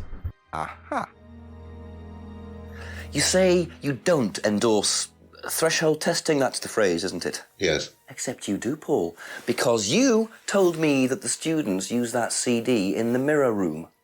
I've listened to that CD, and it very clearly mentions threshold testing. You keep batting this away, Paul. We don't really use hypnosis. The students aren't really tested, but I am this close to launching a full-scale investigation. Look, we get a kickback from these students, and they have to be exceptional. Of course we have to test them. That doesn't mean we do anything illegal. What do you think we do? Bump off the ones we don't like? Well, that depends on how far you push them, doesn't it? Well, we certainly don't kill them. Nobody here wanted Kate dead. I'm sure they didn't. But what do you expect, Paul, when you put students under that much pressure? She was a very, very valuable student. She was worth a lot to the business. Really? And how much would that be? Well, if you really want to know, 50 grand. She was worth 50 grand? Yes. What, you were selling her? Of course we were selling her. You don't get this, do you? We make perfect employees. Month after month. That's all we do. What do you mean, perfect employees? What big business needs, Inspector, more than anything else, is none of this altruistic, goody-goody crap. What we look for is people with ambition, No ethics. Push. Greed is good. All right? We don't deal with all this comfort stuff. The survival of the fittest. That's all there is. There's no higher purpose, no big plan. There's nothing at the end of the rainbow, except what you have and you can enjoy in the here and now. And what do you enjoy now, Paul?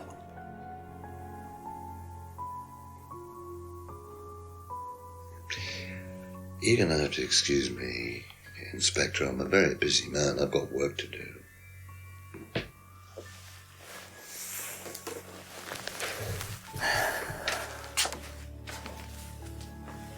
I'll see myself out.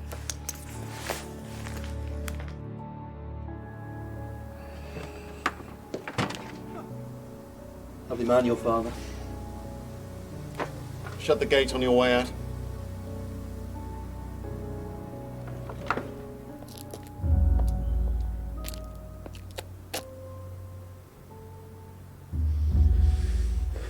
He's doing his level best to shut this place down. Get rid of him. He's a policeman. We can't just... You sort this, Ryan. You man up and you sort it. Tonight.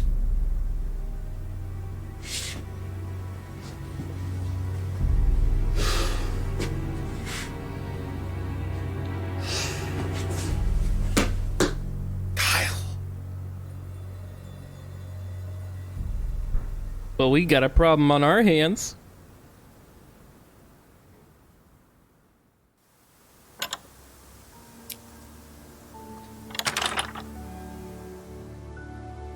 That doesn't sound good.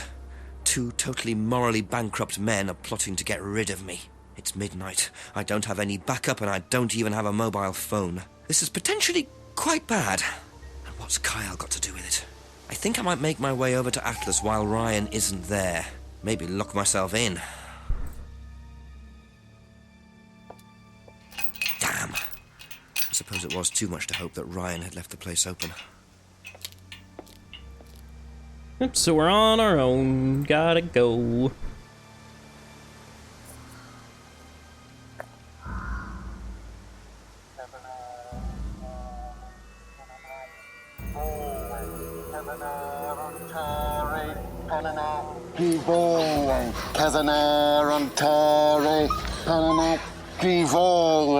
Prove to me that you're man enough to do this, Kyle, and then you can deal with that ridiculous police inspector. What is this? What the hell? Scotland Yard. Not hell. Hello, Ryan. Hello, Inspector. What are you doing here? Inspecting. So, come on. Let's have it. I don't think you'd understand, Inspector. The best thing that you can do is turn around, go away, and leave us to it. Knife. What? That knife gives me a perfect right to stick my nose in, investigate, and interfere. This is all part of the Atlas course. It's a physical endurance exercise. Drop the knife. The knife, Kyle!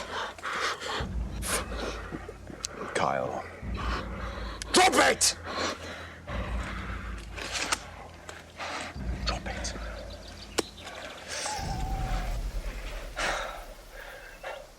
Not looking 100% brilliant for you, Ryan. Well, please, Inspector, you've poked your nose into Atlas's affairs enough times to know that imaginative flair is part of the course's success. Our lessons are reinforced by a unique emotional experience. Terror? It's an extremely evocative tool. Well, it's a good job you're not in charge of the national curriculum. Now look, Inspector, I know what you're trying to do. I know what you're thinking. But believe me, Atlas had nothing to do with the deaths of those people. Eyewitness account of a satanic sacrifice in the woods. That's not what we call circumstantial evidence, Ryan. Simon. Now, I saw Simon walking home with Kate last Friday after the meeting. Now, Simon had some strange idea that he was in the running to become prime candidate.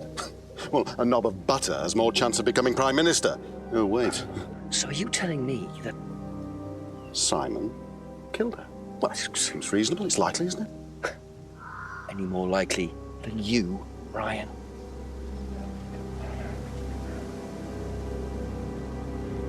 big. I know. Police brutality. So good. So good. It's all right. Are you okay?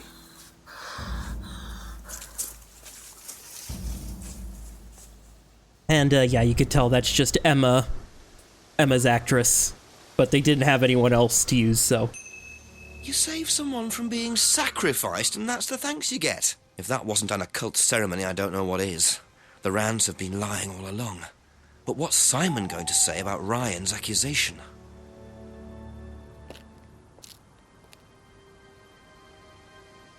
A couple more questions, if that's okay. How do you think you'd have reacted if you'd found out that Kate had been chosen to be prime candidate? Was she? I'm just asking how you think you'd react. I don't know.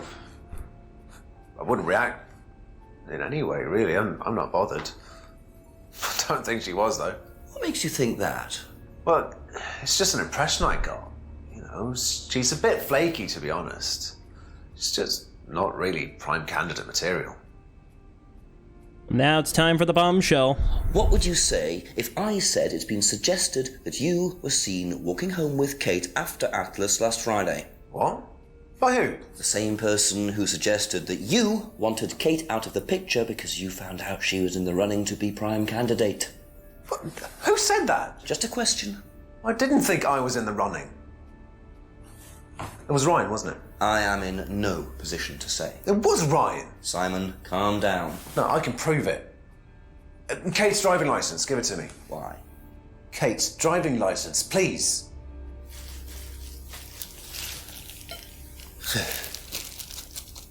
See that pattern on the tape there? Let me show you something.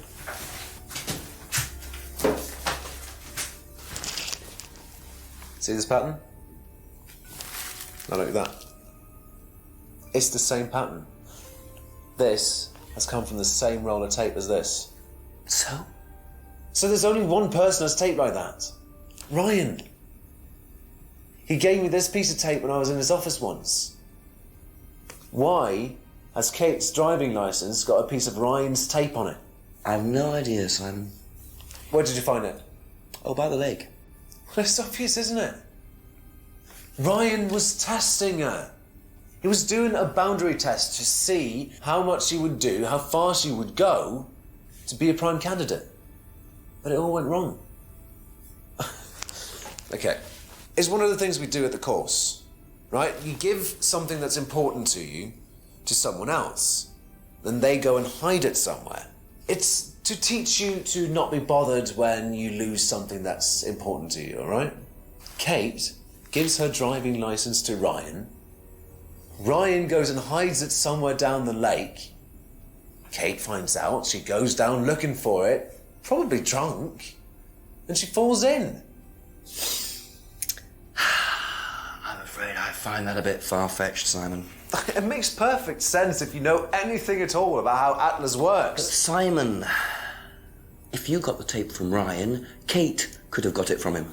He told me he doesn't lend it out. He lent it to you. But I didn't kill her!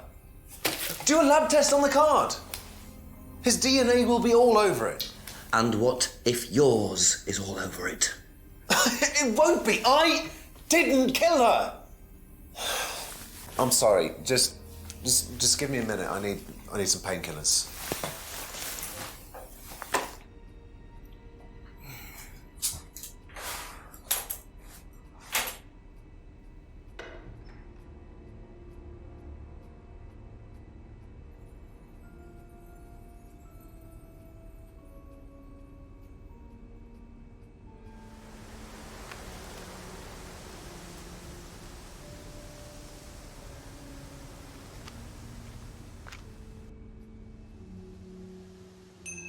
Where did he go in such a hurry? Was he trying to act as suspiciously as possible? I mean, he's just gone now, so that's unfortunate, but now we know what we must do. It's time to end this all. Oh, Rebecca! A few more questions, please. Thank you. Have you seen patterned tape like this anywhere before? Oh, Ryan's got some. I know, because I borrowed it. When was that?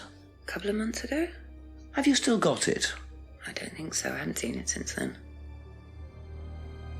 You last saw it months ago, but you taped over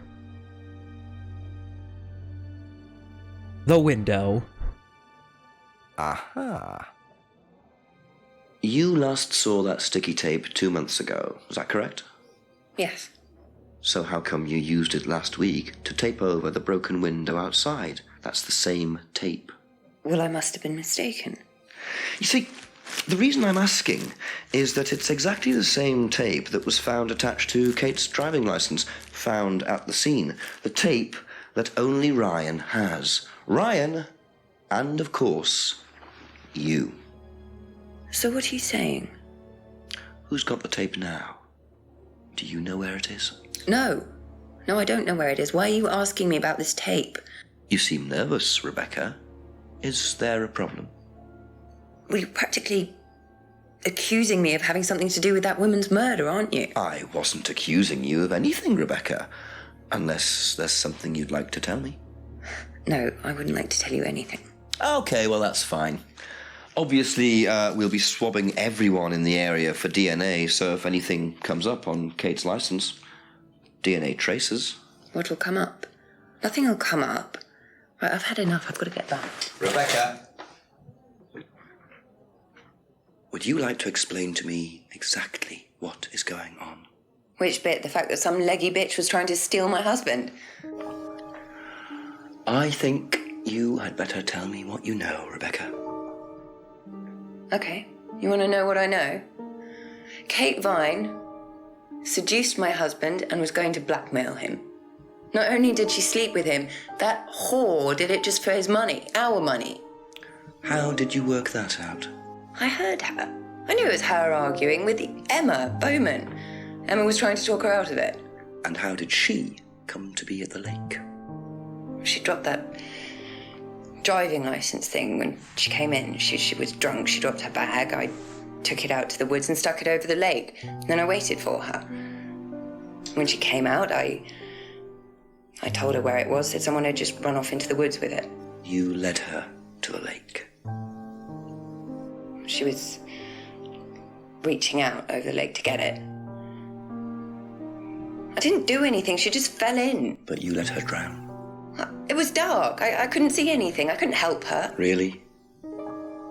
Did you try, Rebecca? Well, it was too late.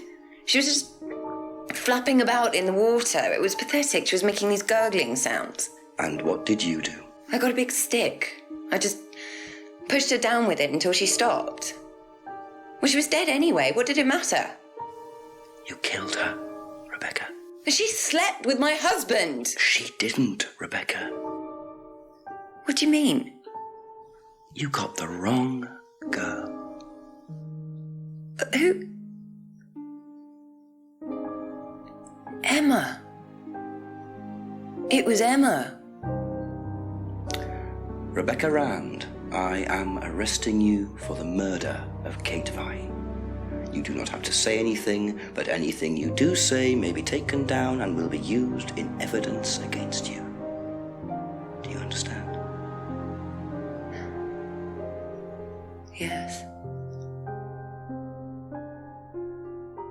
So, it appears that Kate Vine's death was a tragic case of mistaken identity. But there are some loose threads here. What was Ryan doing with Kyle and that girl in the woods? What if I hadn't interrupted? And what really happened to Liam last year? It seems I've only scratched the surface of Atlas and the Rand business empire. Trying to find out about Paul Rand's past is like peering into dense fog. He gives nothing away and covers his tracks with military efficiency. However, what is known is that Paul Rand has a lot of connections in high places, politicians, celebrities, business leaders. Perhaps James Wilson's ideas weren't too wide of the mark after all. I get the feeling there's still a lot more to learn about the Rand business empire. You're gonna have to excuse us. Atlas is closed for the moment, but we'll be open again very soon. Thank you for your interest.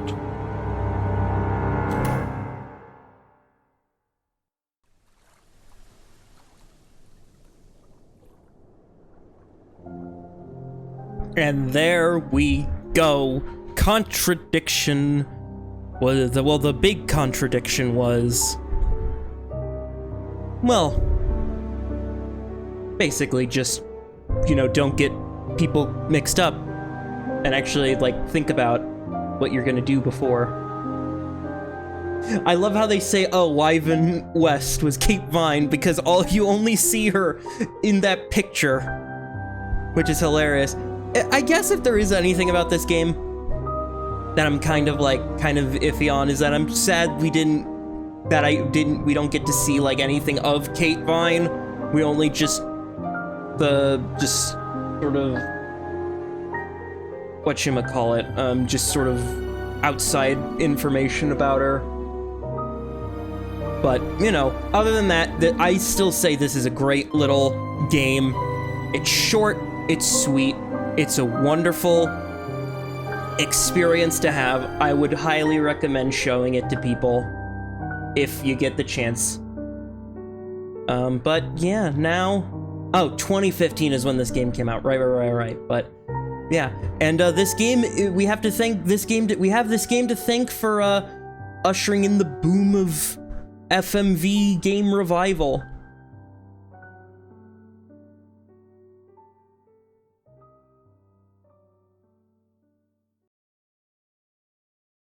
Aw, dedicated to Paul Darrow. Yeah. This is an experimental independent game developed on a tight budget. If you would like, please leave a review of the game. Which I do. This is like one of the only games on Steam I do have a review of. So, yep, there we go. And you can replay all the scenes. Progress 96, I think, because I skipped a few things, but they're not really that important. But yeah, thank you for watching. Next time, I'll probably be playing something a little more... Well, what would be a good thing to say? How about we play something a little bit spooky? But until then, have a good one.